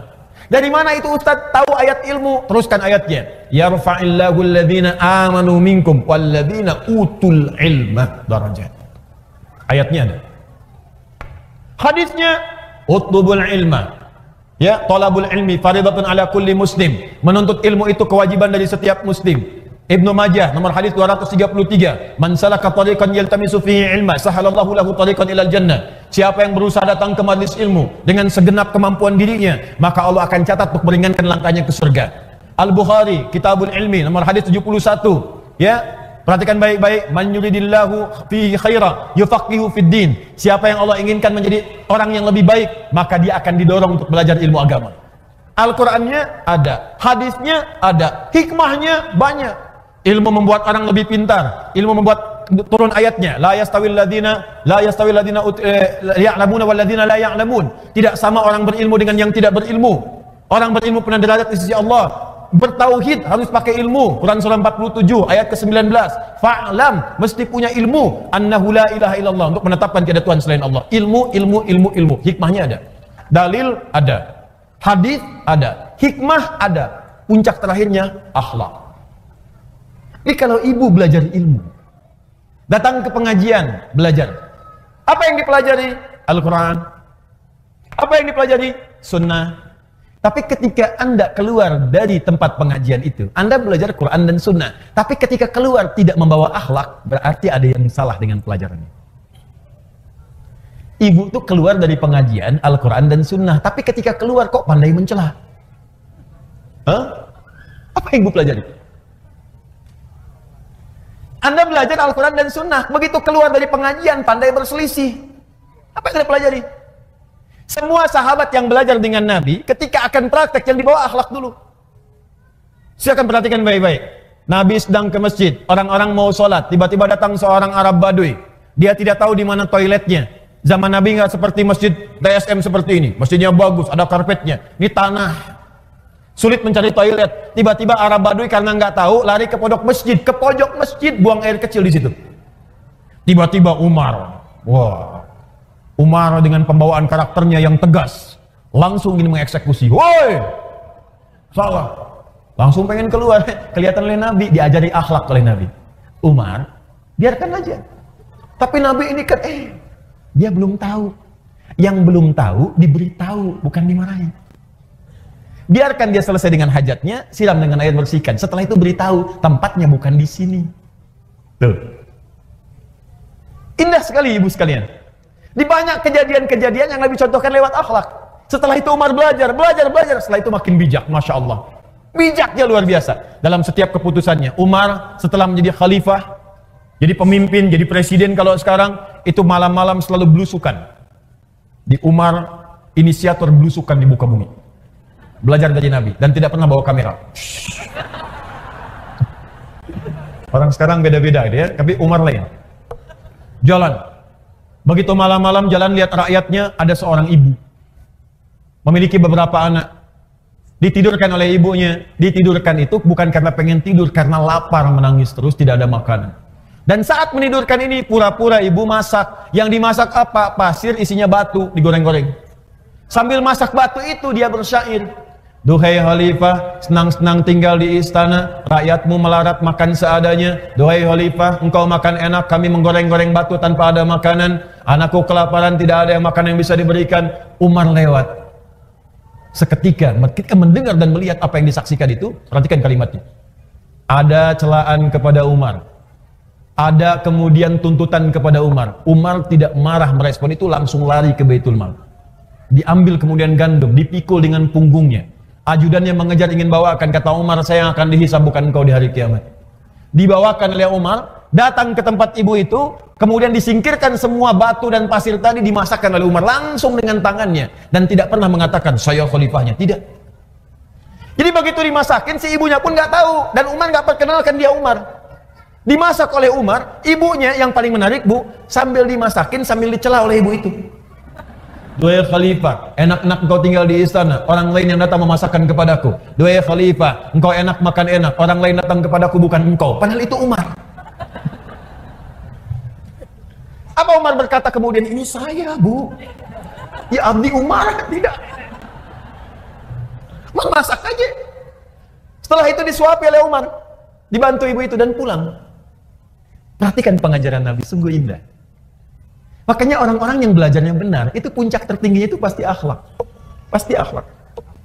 Ibu melihat ada orang masuk masjid, safnya belum lurus. Coba lihat, barangkali dia belum tahu. Orang yang belum tahu, diberitahu bukan dimarahi. Woi, belum lurus tuh, apa nggak tahu? Bapak, itu belum lurus. Bu, yuk kita luruskan yuk supaya rapat. Biarin aja. Usil aja. Saya di sini sudah 10 tahun. 10 tahun. Padahal masjidnya baru 5 tahun, Bu. Kadang-kadang ada yang begitu, nggak apa-apa. Nggak ada masalah, baik, nggak apa-apa Ibu ya. Mudah-mudahan nanti bisa diluruskan. Atau imamnya yang posisi lebih tinggi datang. Makanya kami kalau di Timur Tengah, itu kalau ngimami jalan dulu. Lihat. Ya, jadi nggak langsung di belakang ini, di depan nengok ke belakang. Ya, dan bahasa imam tuh boleh pakai bahasa lokal, nggak harus pakai bahasa Arab. Ya, contoh itu ada bahasa yang harus Arab sepenuhnya, seperti azan, sholat, harus bahasa Arab. Tapi ada bahasa yang boleh pakai makna dengan bahasa lokal. Seperti imam mengarahkan makmumnya. Ibu sekalian tolong rapatkan, luruskan safnya. Bahasa Arabnya istau istaqimu. Coba ibu paham mana? Yang pertama, yang kedua? Sama kan? Baik. Jadi nggak harus pakai bahasa Arab. Istau, sudah tahu. Luruskan, rapatkan. Nah, kadang-kadang ada yang belum paham, maka bergeser, lihat. Bu, ini belum lurus, belum rapat. Nggak apa-apa kok Pak, di sini aja enak. Ah, kalau ibu nggak pengen rapat, gampang caranya. Jadi imam. Imam tuh nggak harus rapatkan kanan kiri, sendirian aja depan. Oh ya nggak apa-apa nih kalau gitu saya rapatkan, enak. Pertanyaan saya, kenapa sekarang banyak orang belajar, kok tiba-tiba jadi kasar gitu? Yang paling aneh itu begini, belajar Islam, tapi kok jadi berselisih? Kenapa? Pulang ke rumah berselisih dengan suami. Pulang ke rumah berselisih dengan tetangga. Anda tuh belajar apa? Nabi itu datang ke Madinah mempersatukan. Kenapa Anda belajar kemudian memecahkan diri? Coba cek, silahkan baca sejarah. Nabi di Mekah menyatukan. Datang ke Madinah mempersaudarakan Aus dengan Khazraj. Ini Anda belajar, tiba-tiba pulang jadi memecah. Pasti ada yang salah. Akhlaknya kemana?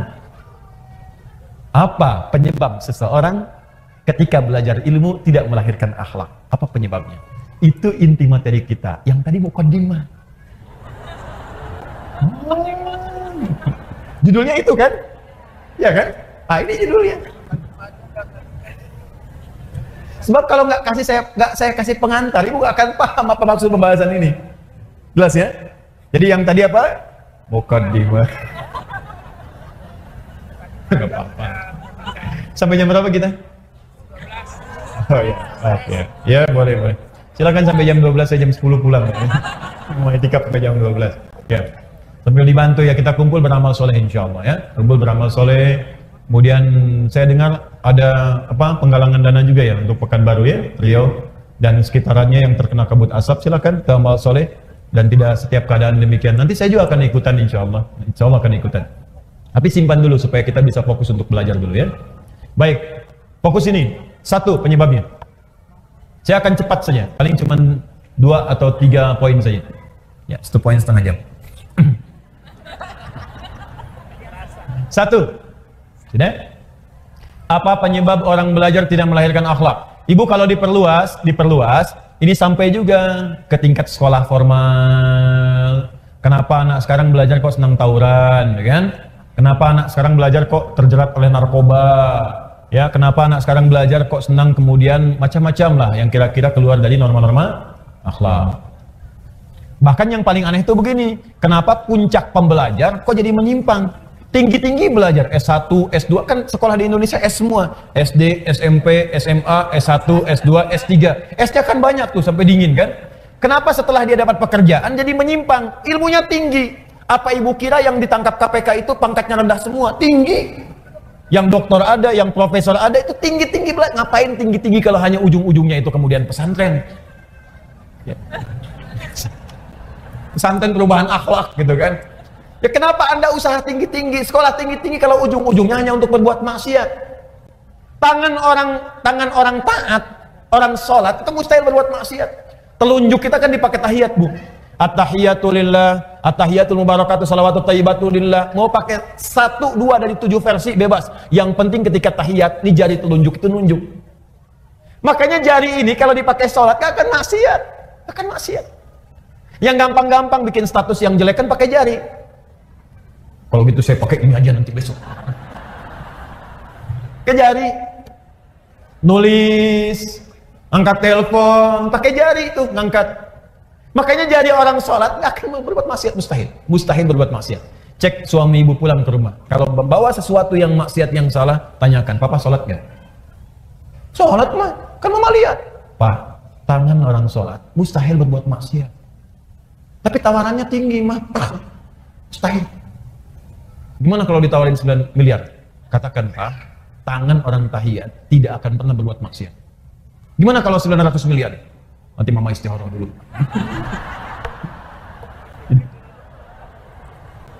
Nah, 1. Penyebab yang pertama. Tidak lurusnya niat. Tidak lurusnya niat karena Allah. Tuh, kaget baik itu. Wow, kan? Ibu masih ingat ayat pertama yang diturunkan kepada Rasulullah apa bunyinya? Iqra, bukan. Ibu salah dapat informasi. Ayat pertama yang diturunkan kepada Nabi Muhammad SAW ternyata bukan Iqra. Ibu salah dapat informasi. Ternyata Iqra, bismi rabbikal ladzi khalaq. Ayat pertama. Karena ketika dikampaikan Iqra, kata Nabi, ma'ana biqari, saya nggak bisa baca. Iqra baca, ma'ana biqari. Yang ketiga, Iqra baca, ma'ana biqari. Dipeluk oleh malaikat Jibril, dibacakan dengan sempurna ayatnya, Iqra, bismi rabbikal ladzi khalaq. Muhammad, perhatikan, baca, bukan karena engkau tidak pernah punya guru untuk mengajarkan kau membaca. Bukan karena engkau tidak pernah sekolah sehingga engkau tidak bisa baca. Bacakan semua karena Allah. Bismi rabbik. Bismi rabbikal ladzi khalaq. Yang menciptakan engkau saja begitu mudah. Mencipta itu Muhammad, kata malaikat Jibril, mencipta itu lebih rumit dibandingkan sekedar belajar membaca. Bagi Allah mencipta saja mudah, apalagi membuat engkau mengikuti bacaan. Lakukan semua karena Allah, maka setiap yang sulit maka akan terasa mudah dalam kehidupan.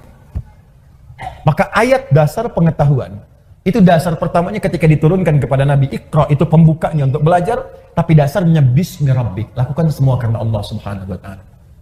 Makanya orang-orang yang belajar karena Allah itu pasti akan mengikuti hukum Allah. Ibu melakukan sesuatu karena Allah. Kalau ibu melakukan sesuatu karena Allah, pasti ketentuan Allah diikuti. Kata Allah, sopan, sopan. Kata Allah, toleran, toleran. Kata Allah, baik, baik. Mustahil orang belajar karena Allah, tapi melanggar ketentuan Allah itu mustahil. Itu mustahil. Makanya orang-orang yang ingin belajar itu, Ibu, belajar ilmu, itu pasti pertama kali akan diajarkan oleh ulama tentang adab. Ketentuan cara belajar ilmu menurut ketentuan Allah Subhanahu wa ta'ala. Jadi sebelum masuk ke ilmunya, itu ada adabnya dulu, Bu. Ada adabnya. Bagaimana Allah meminta kepada penuntut ilmu untuk menuntut ilmu, itu ada. Ibu kenal Imam An-Nawawi? Ya, bagus. Kenal di mana, Bu? Masya Allah. Hanya edisi kali ini ada yang kenal Imam An-Nawawi. Tapi lumayan ada penurunan ya. Dulu kan Utsman kenal ya. Terus saya di Sukabumi ada yang kenal Firaun. Luar biasa. Hebat lah Sukabumi, hubud dunia. Sukabumi hubud dunia. Jadi kalau diterjemahkan ke dalam bahasa Arab, hubud dunia. Suka itu hubun, bumi itu dunia. Sukabumi, hubud dunia. Lihat sini. Fokus baik-baik. Ibu Imam An-Nawawi itu yang menulis kitab Al-Arba'in. 42 hadis. Menulis kitab Riyadhus Shalihin 1896 hadis. Syarah Muslim 9 jilid. Imam An-Nawawi. Tapi tahukah Ibu, sebelum beliau menulis semua itu, beliau menulis sebuah kitab namanya At-Tibyan fi Adab Hamalatil Quran. Disingkat dengan nama At-Tibyan. Oh, itulah dia nama kitabnya. Itu terjemahan anak kecilnya. At-Tibyan. Lihat. At-Tibyan. Boleh Ibu searching di Google misalnya. Ya. Ya di Google Ibu carilah kitab-kitab, kan? Cari ya. Sudah? Ibu cari At-Tibyan, boleh pakai Latin, tulis boleh At-Tibyan An-Nawawi, nanti keluar. Sekarang gratis, Bu. Ayo sebagian pulsanya pakai untuk akhiratnya. Download buku-buku baik-baik. Nah, di kitab ini itu berisi bagaimana kita belajar adab sesuai ketentuan Allah sebelum belajar ilmu. Makanya ada perkataan ulama begini, adab qoblal ilmi, adab dulu sebelum ilmunya. Karena khawatir kalau nggak belajar adab nanti mengambil ilmu, mempraktekannya tanpa adab. Itu yang dikhawatirkan. Belajar adab dulu, adab. Di sini nanti Ibu akan ditunjukkan bagaimana cara beradab dengan baik sebelum belajar. Contoh, maaf Bu ya, Ibu akan ditunjukkan cara memilih guru bagaimana sebelum berangkat. Supaya Ibu ketika belajar dari guru itu mendapatkan selain ilmunya juga adabnya. Sopannya, baiknya, lemah lembutnya, perhatiannya. Bagaimana Ibu mencari guru yang ketika dia mengajar Anda di siang hari, malamnya dia berdoa untuk Anda. Ada. Ya. Lihat. Wala yuta'allamu illa mimman kamulat ahliyatuhu. Kata Imam An-Nawawi, tidaklah seorang penuntut ilmu itu akan belajar kecuali sebelum belajar dia akan melihat dulu siapa guru yang akan dia belajar kepadanya. Satu, kamulat ahliyatuhu. Dia akan petakan guru yang sesuai dengan spesialisasinya. Tidak semua ustadz menguasai semua hal. Ibu ingin belajar tafsir, cari ustadz ahli tafsir siapa. Ibu ingin belajar fikih, cari ustadz ahli fikih siapa. Sekarang ini semua masyarakat memahami semua ustadz itu paham semuanya. Sehingga ketika ingin belajar tafsir, datang ke ustadznya ahlinya ahli hadis, gak nyambung. Ini sekarang orang ingin belajar fikih, datang ke ustadz ahli tauhid, gak nyambung. Pendekatannya beda. Nanti malam di Mujahidin saya terangkan 4 turunan ilmu. Saya terangkan bagaimana cara memahami ini semua. Nanti ada kuncinya. Cari Ibu, praktekkan itu. Makanya saya usulkan, kemarin ada pertemuan ustadz di Jakarta, saya usulkan bikin database ustadz. Database. Sehingga masyarakat itu gampang. Ketika ingin belajar, tinggal buka database-nya, klik tafsir, maka keluarlah ustadz-ustadz ahli tafsir. Lalu dibuat kemudian aplikasi pengajiannya. Keluar, majlisnya di Bandung ini, di Bekasi ini, Jakarta ini, pakarnya ini. Oh, kalau ada hebat tuh. Ngaji di mana? Klik keluar. Gampang. Itu bagian pertama. Jadi jangan sampai Ibu salah ngaji. 2. Yang paling menarik. Wa hasunat akhlaquhu. Kurang lebih kalimatnya demikian. Dan baik akhlaknya. Pintar tapi akhlaknya buruk, maka akan mencetak murid yang pandai tapi tak berakhlak. Gurunya pintar memang, Al-Quran hafal, hadis hafal dengan nomornya, tapi juga sering mengajarkan tata adab yang tidak bagus, mencela juga rajin. mengajar sambil mencela, mengajar misalnya sambil menghina, mengajar sambil menjelek-jelekan. Makanya jangan heran kalau Anda jadi alumni dari situ, keluar pintarnya ada, dalilnya tahu, tapi juga mencelanya hobi. Pandai di bidang ilmu dan profesional di bidang maksiat. Apa profesinya? Mencela. Jadi kalau nggak sama, dicela. Kalau nggak serupa, dijauhi. Itu jadi persoalan. Bukankah dakwah Nabi merangkul, bukan memukul? Bukankah dakwah Nabi mencintai, bukan mencelai? Bukankah dakwah Nabi mengajak, bukan menghinakan? Jelas ya? Coba dicek lagi. Ini adab. Ini yang bicara ulama-ulama salaf. Ulama salaf. Orang-orang terdahulu. Kami diajarkan adab dahulu sebelum belajar ilmu. Kata Imam Malik, saya belajar adab kemudian 20 tahun baru setelah itu saya belajar ilmu. Dan saya ketahui ternyata belajar adab itu lebih utama dibandingkan dengan ilmu. Nanti saya beritahu rahasia, Bu ya. Ada sebuah rahasia, tapi ini diantara kita saja. Kalau ibu bisa belajar adab ini lebih bagus, atau tanamkan kepada anak Anda, cucu Anda, belajar adab lebih dahulu, maka Allah akan buka semua peluang ilmu dengan begitu mudahnya.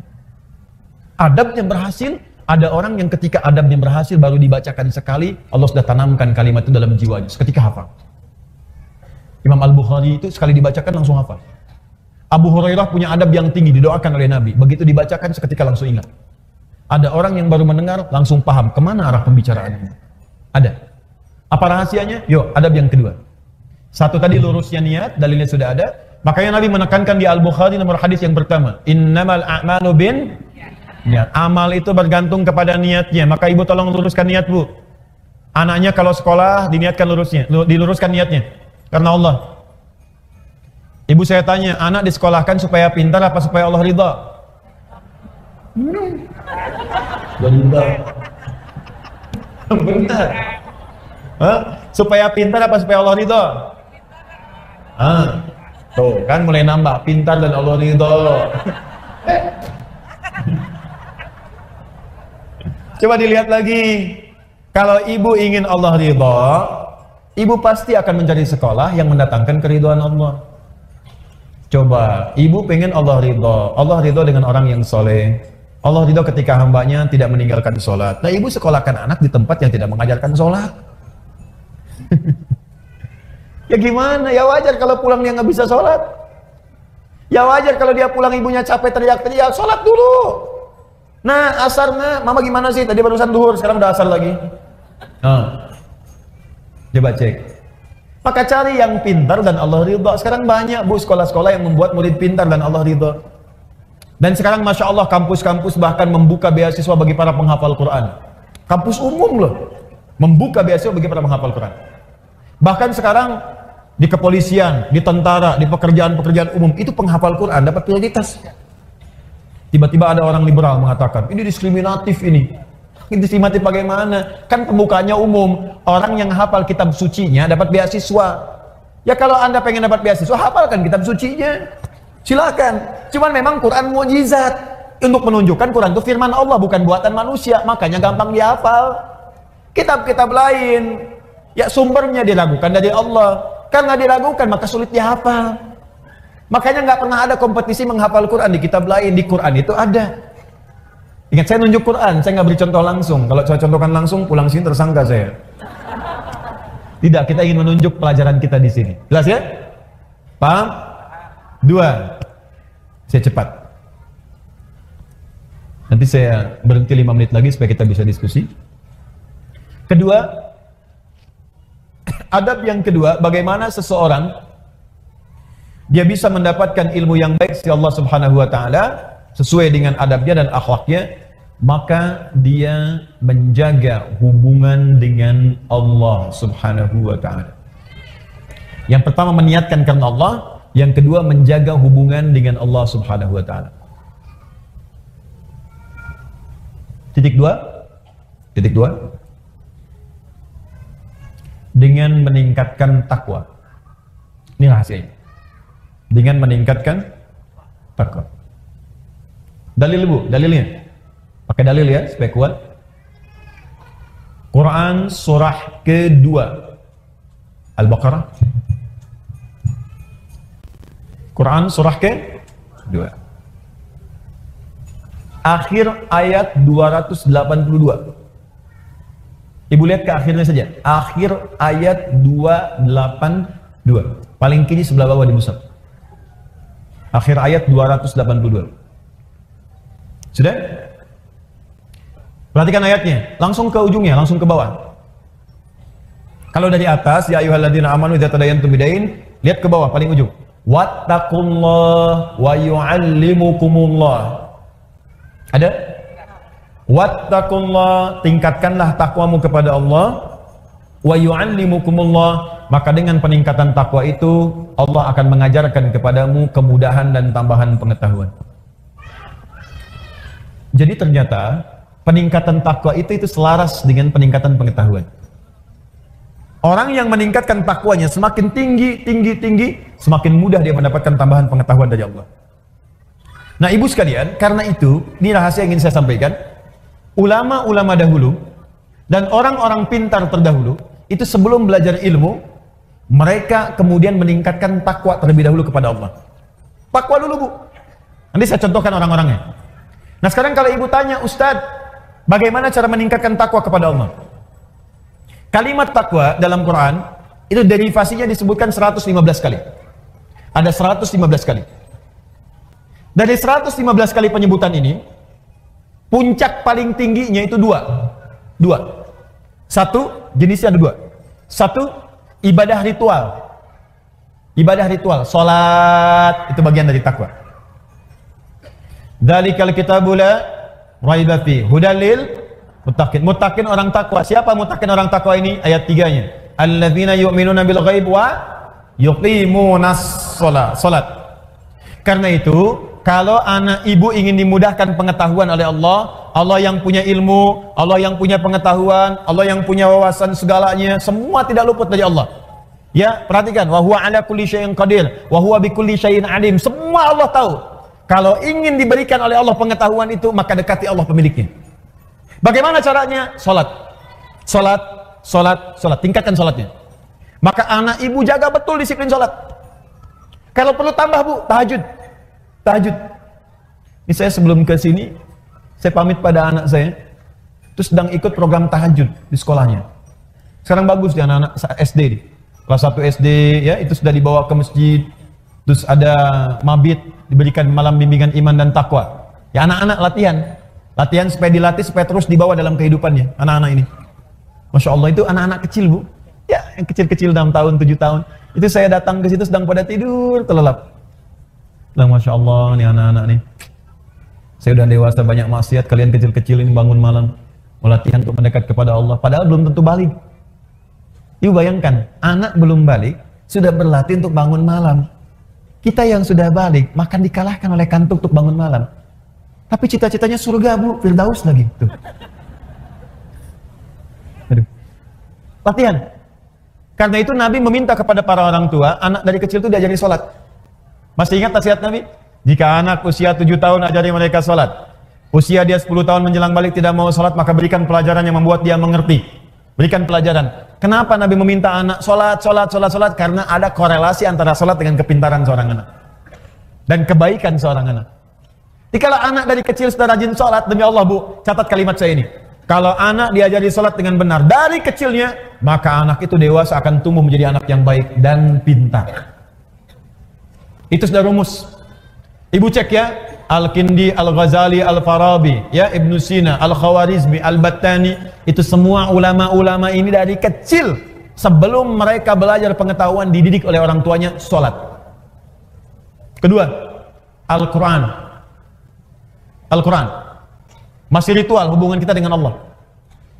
Ibu saya kasih saran bu ya, di mumpung saya lihat ada anak-anak yang tadi kecil bersuara macam-macam, atau ibu sendiri, saya sarankan begini, mumpung masih ada waktu, ibu dekati Al-Quran dan dekatkan anak-anak itu dengan Al-Quran. Sudah ada penemuan sekarang, dan itu sudah dibuktikan dengan sangat jelas, bahwa orang yang hafal Quran khususnya, atau dekat dengan Al-Quran, itu Allah akan tingkatkan tingkat kecerdasannya. Kalau hafal dengan benar, itu minimal 3 kali lipat. Ada korelasi antara peningkatan kecerdasan dengan hafalan Quran. Saya lompat sedikit ya, nanti kita ada hafalan akbar nih, insya Allah. Ya kami sekarang sedang ada program menghafal Quran 30 juz 30 hari. Ya, alhamdulillah itu tempatnya sekarang masih di Bekasi, kedua di Lampung, di Bandung mungkin dalam waktu dekat. Itu udah di Bekasi sudah ada tempatnya, akhwat sudah ada sendiri. Ada yang hafal kemarin 24 hari, 25 hari, 30 juz, bukan juz 30. Ya, 30 juz. Ada yang 24 hari, 25 hari, ada yang 30 hari. Dididik dan terjadi perubahan, Bu. Perubahan. Nah, saya berikan kalau Ibu belum sempat gini. Sebentar, pelan-pelan. Ibu cari Murattal 30 juz. Misal dengan speaker aktif atau yang lain. Ibu putar aja di rumah 24 jam. Simpan di ruangan yang strategis. Di ruang tengah, di kamar tidur. Saya biasanya di rumah itu di speaker aktif ada sesuai dengan tempat lah. Di setiap kamar kami simpan speaker aktif. Quran 24 jam aja putar. Di ruangan tengah ada di situ. Jadi tiap hari yang terdengar Quran. Tiap hari. Itu suasananya beda, Bu. Akan lain suasananya. Beda. Nah, untuk anak-anak kecil, ini ada rumus langsung disebutkan oleh pakar Quran. Kalau dia baru terlahir, di usia setiap bulannya, maka putarkan Al-Quran setiap juz setiap bulan. Berurut. 1 bulan 1 juz. A month, 1 juz. 1 bulan, 1 juz. Berurut, Bu ya, urut. Misal, bulan pertama dia lahir, 30 hari misalnya, Al-Baqarah. Al-Baqarah aja. Bulan kedua, Ali Imran. Bulan ketiga, terus sampai ke An-Nisa. Terus, ya, misal, itu bukan surat, maaf. Juz 1, Al-Fatihah sampai 141. Juz 2, 142 sampai 253. Juz ketiga, ya, 253 sampai dengan Ali Imran ayat ke-92. Terus, juz 1, juz 2, juz 3 sampai juz 30. Jadi, begitu anak itu usia 30 bulan, dia sudah mendengar 30 juz. Dan bayi itu fungsi pertamanya pada pendengarannya, bukan pada penglihatannya. Ketika usia 30 bulan artinya 2 tahun setengah. 24 bulan 2 tahun, 6 bulannya setengah, 2 tahun setengah dia sudah mulai bisa bicara. Dan dia sudah menghimpun di memorinya 30 juz Al-Quran. Anak itu, ini sepakat para pakar Quran, hanya tinggal diajarkan menghafal Quran 6 bulan, hafal Quran 30 juz. Di 3 tahun anak itu sudah hafal 30 juz. Itu yang dilakukan oleh orang tuanya Fajar dulu. Begitu dikasih ASI, bacakan. Ternyata saat dia bisa bicara 3 tahun, yang keluar di mulutnya Quran. Dicek, panggil guru dicek, Allahu Akbar. Ternyata dicek, 4 tahun, sudah hafal Quran 30 juz. Awal sampai akhir. Nah, ibu bisa praktek seperti itu. Nah, nanti, antara hafalan Quran, karena Quran itu punya kurang lebih 52.000 kosakata. Penelitian menunjukkan orang yang banyak hafal kosakata itu akan berpengaruh pada wawasan. Dan karena dilatih cepat menangkap pengetahuan, dilatih cepat menangkap informasi, Quran itu kan paling dahsyat, Bu. Kami sekarang sedang punya proyek itu meng-MRI otak penghafal Quran. Ya, bagaimana cara dia menghafal dengan mengeluarkan Qurannya. Kan kalau yang biasa-biasa ditanya gini misalnya, Ibu kemarin jam 5 sore ada di mana? Berpikir dulu kan? Pikir dulu baru keluar. Penghafal Quran tidak. Teruskan. Qul huwallahu sepersekian detik. Bagaimana bisa mengeluarkan informasi itu di dalam bagian otak kita sehingga sepersekian detik bisa keluar. Nah, itu kalau menghafal Qurannya benar, Bu, itu bisa dipakai memori untuk menghafalkan pengetahuan yang lain. Belajar fisika, begitu disampaikan masuk, dibutuhkan keluar cepat. Biologi dihafalkan masuk, keluar cepat. Makanya orang Islam dulu, itu walaupun mereka ahli biologi, matematika, bahkan kedokteran, itu rata-rata semua penghafal Quran. Ibu buka ya, ada kitab namanya Bidayatul Mujtahid. Sekarang banyak digandrungi, kitab fikih. Fikih perbandingan. Bidayatul Mujtahid ini, Bu, itu tentang fikih perbandingan, tapi yang nulis dokter bedah. Dokter spesialisasi bedah, hafal Quran. Dari hafal Quran ini belajar fikih. Hafal Quran, hafal fikih, kedokteran. Ibnu Sina, hafal Quran, hafal hadis, hafal tafsir, kedokteran. Al-Khawarizmi, hafal Quran, hafal hadis, ahli matematika. Tuh. Hampir semua. Ibu kalau nggak percaya silahkan. Dan saya coba memulai membuktikan itu, ternyata banyak dampak perubahannya, betul itu. Ya, saya belajar, Bu. Saya belajar. Jadi saya kalau lagi selesai main-main ke toko buku, saya beli buku-buku anak sekolah itu. Fisika, kimia, matematika, saya pelajari sendiri. Ya, saya buka YouTube, saya lihat bagaimana. Terus kalau ada anak mahasiswa belajar datang ke saya, Ustaz saya pengen belajar, kamu dari mana? kedokteran. Kamu bawa semua modul kedokteran kamu ke sini. Saya akan pelajari, saya ajarkan apa yang kamu mau. Saya nggak paham, saya tanya sama kamu, dan kamu boleh tanya apa saja. Jadi saya belajar kedokteran dari dia, dia belajar ilmu dari saya. Semua belajar. Dan saya senang belajar. Belajar. Itu indah, enak. Dan ternyata fisika itu banyak yang bersinggungan dengan nilai-nilai keislaman. Ya, di bab gaya aja, gaya gerak sama dengan gaya dorong, F1 sama dengan F2. Ya, apa yang masuk itu yang keluar. Gayanya tinggi, pukulan kencang, rendah sedikit. Sama, iman sedikit yang keluar pun ibadahnya sedikit. Imannya kuat, dicas kuat, yang keluar ibadahnya kuat. Hukum tekanannya, gaya berbanding lurus dengan tekanan, hukum Pascal. F berbanding lurus dengan P, pressure. Gaya berbanding lurus dengan tekanan. Orang yang banyak gaya, banyak tertekan. Ilmu akhlak. Jarak S sama dengan V kali T. Jarak S sama dengan V kali T. Kecepatan dikalikan dengan waktu. Mencari V, S dibagi T. Banyak. Jarak ke pengajian itu berapa? V kecepatan, T waktu. Orang yang menghargai waktu pasti akan cepat-cepat datang ke pengajian. Takut terlambat. Mulai jam berapa sih di TSM? Jam 8, maka dia ukur jaraknya. Dia percepat kemudian kecepatannya. Sampai jam 7 itikaf, dan dari subuh. Macam-macam. Itu korelasinya tinggi. Nah, sekarang anak fisika itu belajar untuk ujian saja. Anak sekolah belajar hanya untuk ujian, makanya ilmunya nggak dipakai dalam kehidupan. Itu almarhum yang Habib itu kan rajin baca Qurannya, sholatnya rajin. Ya, Masya Allah, itu dan kepake ilmunya gitu. Dan sekarang pun masih dikenal. Jelas ya? Terakhir, tutup yang ketiga. Satu masih ingat tadi? Jaga keikhlasan. Yang kedua, dekati Allah dengan takwa, kan? Yang ketiga, maaf, dalil tentang takwa, satu lagi, dalil tentang takwa, dalil yang paling kuat nanti Quran surah kelima ayat 35. Quran surah 5 Al-Maidah ayat 35, paling kanan sebelah bawah. Quran surah 5 ayat 35. Paling kanan sebelah bawah di mushaf, ya ayyuhalladzina amanu taqullaha wabtaghu ilaihil wasilah. Hai orang-orang beriman, tingkatkan takwamu kepada Allah dan cari wasilah untuk mewujudkan keinginanmu dengan takwa itu. Maksudnya begini, tadi jenis takwa sholat, maka ibu dalam sujud minta kepada Allah keinginannya apa? Ya Allah, jadikan anak saya, ya Allah, pintar dan berkah. Minta dalam sujud. Terus baca Quran bagian dari takwa. Ibu setelah selesai baca Quran, jangan cukupkan dengan kalimat tahmid, alhamdulillah, atau tasdik, sadaqallah. Jangan cukupkan sampai situ. Selesai baca Quran, ibu berdoa. Ya Allah, anugerahkan kami syafaat dengan Quran ini. Ya Allah, perbaiki akhlak saya, ya Allah, dengan keberkahan Quran ini. Ya Allah, cerdaskan akhlak anak saya, ya Allah, dengan cahaya Al-Quran ini. Minta. Itu cepat dikabulkan. Saya lihat sekarang banyak orang baca Quran itu cuma selesai aja. Baca, sadaqallahul azim, tasdik, selesai. Sudah. Enggak, berdoa dulu. Berdoa. Nah, amalan terakhir yang ketiga, rajin bersedekah. Rajin bersedekah.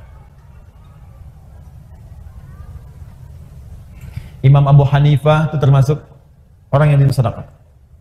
Gak usah jauh-jauh, Bu. Rasulullah sallallahu alaihi wasallam, Masya Allah, itu kalau sedang mengajar juga demikian, rajin sedekah. Nabi itu bisa ribuan kali umrah. Tapi dalam hidupnya hanya sekitar 3-4 kali saja. Ya, bisa berkali-kali haji, tapi tidak semua setiap musim haji datang. Apa yang beliau lakukan? Ternyata diantaranya mengajar para duta-duta mahasiswa yang datang dari luar.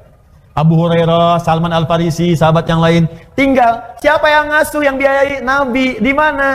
Di sisi Masjid Nabawi. Ada supah namanya. Kalau ibu dekat Raudhah, sekarang wilayah Raudhah dengan yang masjid awal itu karpetnya hijau. Jadi kalau ibu nanti umrah di bulan-bulan ini atau ke depan, nanti kalau ibu ingin ke Raudhah, itu sekarang Raudhah karpetnya hijau dan sekitarannya sama karpetnya hijau. Itu yang karpet hijau itu wilayah asli masjid pada waktu dulu. Aslinya segitu. Masjid Nabawi sekarang itu Madinah tempo dulu. Madinah itu cuma segitu luasnya. Ya, di luar itu bukan Madinah. Nah, asli masjidnya itu yang karpet hijau. Nah, di sebelah arah dekat ke arah makam Nabi, di kalau makam Nabi dekat ke arah Baqi, sisi dekat situ ada yang disebut Sufah namanya. Sufah, Ahlus Sufah. Di Sufah itu ada para sahabat yang khusus untuk belajar ilmu saja kepada Nabi. Abu Hurairah radhiyallahu ta'ala anhu, ya, ada Salman Al-Farisi, termasuk Ali bin Abi Thalib, Ibnu Abbas, Ibnu Umar, belajar aja. Itu yang biayain Nabi. Yang nggak ada bekal, Nabi kasih makanan, ya, kasih kemudahan dan sebagainya. Nabi itu. Dan Masya Allah ilmunya berkah. Makanya saya diajari oleh guru kami, itu setidaknya kalau belum bisa memberikan sesuatu kepada murid, saya datang pada guru saya bertanya, Syekh berikan saya nasihat. Adinda, ya bunayya anakku, siang engkau belajar, malam engkau dekati pada yang memiliki pengetahuan. Maka mintalah kepada Allah agar ilmu yang engkau ajarkan itu meresap ke dalam jiwa-jiwa setiap murid yang belajar. Yang kedua, engkau doakan mereka. Dalam setiap malam engkau mengajar. Dan itu saya praktekkan. Pagi, siang saya mengajar, malam bangun, kita bayangkan lagi ngajar di mana, kita minta sama Allah, ya Allah, sayangi setiap orang-orang yang belajar. Ya Allah, berkahi ilmunya. Ya Allah, lapangkan kehidupan mereka. Ya Allah, mudahkan mereka. Ya Allah, pertemukan kami di surga. Ya Allah, himpun dengan keluarga. Ya Allah, jauhkan mereka dari maksiat. Minta gitu. Itu dampaknya besar. Tinggi dampaknya. Ada guru-guru yang lebih hebat lagi. Imam Abu Hanifah, itu sampai sedekah ke muridnya dan sebagainya. Dan itu berkah kemudian. Nah, sekarang dibalik, Bu. Ibu juga sama. Ada murid-murid yang ketika dia kemudian belajar, itu banyak di antara mereka yang mempraktekkan sedekah. Ada Syekh Nawawi Al-Bantani, Bu. Syekh Nawawi, itu beliau ini setiap akan belajar itu bersedekah di atas namakan gurunya dengan niat tidak ingin mengetahui aib gurunya. Di Imam Nawawi kalau mau datang kepada Syekh untuk talaqi itu sedekah dulu. Begitu sedekah, beliau niatkan kepada fakir miskin, kepada orang lain. Dia niatkan, begitu diniatkan, ya Allah, saya niatkan sedekah ini, dengan niat ini saya tidak ingin mengetahui aib guru saya sedikit pun. Makanya berkah sampai sekarang. Termasuk di antara imam besar Syekh Nawawi Al-Bantani, di antara guru yang tidak pernah mengetahui aib guru-gurunya. Makanya yang didapatkan ilmu aja, ilmu. Masya Allah. Ya ibu silakan. Ya misalnya kan ibu ada kewajiban zakat, keluarkan, kalau itu wajib. Ada infak itu ibu niatkan atas keinginan yang ibu dapatkan. Kalau pahala jelas, ibu ikhlas, pahala dapat. Tapi sertakan di situ keinginannya mau apa. Ya, bisa. Ibu sedekah nih, saya pengen bantu untuk yang di Pekanbaru, pengen bantu untuk yang di Riau. Ya Allah, jadikan dengan sedekah ini yang di Riau, ya Allah, mendapatkan kemudahan. Dan dengan kemudahan itu, jadikan keluargaku mendapatkan rahmat darimu. Jadikan kemudahan itu sebagai kemudahan ilmu bagi anak cucuku. Boleh. Itu dalilnya banyak. Dalilnya banyak. Jelas ya? Makanya banyak orang bersedekah oleh Nabi kemudian diluruskan. Di antaranya, lurus untuk mengarahkan keinginannya. Ya Rasulullah, bolehkah aku bersedekah untuk ibuku yang telah wafat? Boleh. Dia bersedekah diniatkan untuk ibunya yang wafat. Pahalanya mengalir. Ada. Jelas ya? Baik, maka ibu sekalian, dan sedekah terbaik tidak harus dengan menggunakan materi. Sedekah itu setiap amal soleh yang bisa dikerjakan. Berdoa. Saya doakan ibu, ibu pun doakan saya. Murid doakan guru, guru doakan murid. Itu sedekah yang paling bagus. Malam-malam tanpa harus tahu, ibu nggak usah SMS saya, Ustaz, saya doakan nanti. Ya nggak usah. Aku doain aja. Ya Allah ampuni dosa Adi Hidayat, ya Allah ampuni dosanya, ampuni dosa keluarga. Itu aja, saya nggak minta apapun. Itu aja. Nanti insya Allah keberkahan Allah turunkan, langsung Allah yang berikan. Mungkin tidak harus dari saya, mungkin dari guru-guru yang lain. Jelas? Baik, kalau sudah jelas, saya kira saya cukupkan untuk hari ini. Kita sampai jam 10 kalau saya tidak keliru. Ada 2 menit barangkali untuk menyimpulkan. Saya tanya dulu, ibu paham? Insya Allah. Jadi kalau kita mau beribadah harus pakai apa? Dalil. Contohnya dari mana? Hadis Nabi. Hikmahnya dapatkan, akhlaknya tujuan. Untuk mendapatkan akhlak itu, kita mesti belajar dengan baik. 1, lakukan ikhlas karena siapa? Kedua, dekati Allah dengan apa? Takwa. Ketiga, rajin apa? Sedekah. Bisa dengan doa, bisa dengan materi, bisa dengan amal soleh dan sebagainya. Maka lakukan itu. Saya berikan 3 saja dulu untuk bisa memanfaatkan dan mudah untuk mengamalkan apa yang kita telah pelajari. Saya tanya, paham insya Allah? Siap mengamalkan? Yakin dengan Al-Quran? Siap mengamalkan Al-Quran? Baik, saya uji dulu ya. Saya uji 1 ayat aja. Quran surah ke-5 Al-Maidah. Ya, ayat 100 sampai 101. Yakin dengan ayatnya? Siap mengamalkan? Ya ayyuhalladzina amanu. Hei orang-orang yang masih beriman, yang telah beriman. Jadi ini untuk yang beriman saja. Kalau yang nggak beriman nggak berlaku. La tas'alu an asya'a in tubdalakum tasukum. Kalau uraian sudah jelas disampaikan, sepanjang kau beriman jangan banyak dipertanyakan lagi. Khawatir banyaknya pertanyaan itu menjadikan yang jelas menjadi tidak jelas nantinya. Baik, jelas uraiannya? Paham? Masih beriman? Ada pertanyaan? Alhamdulillah. Baik.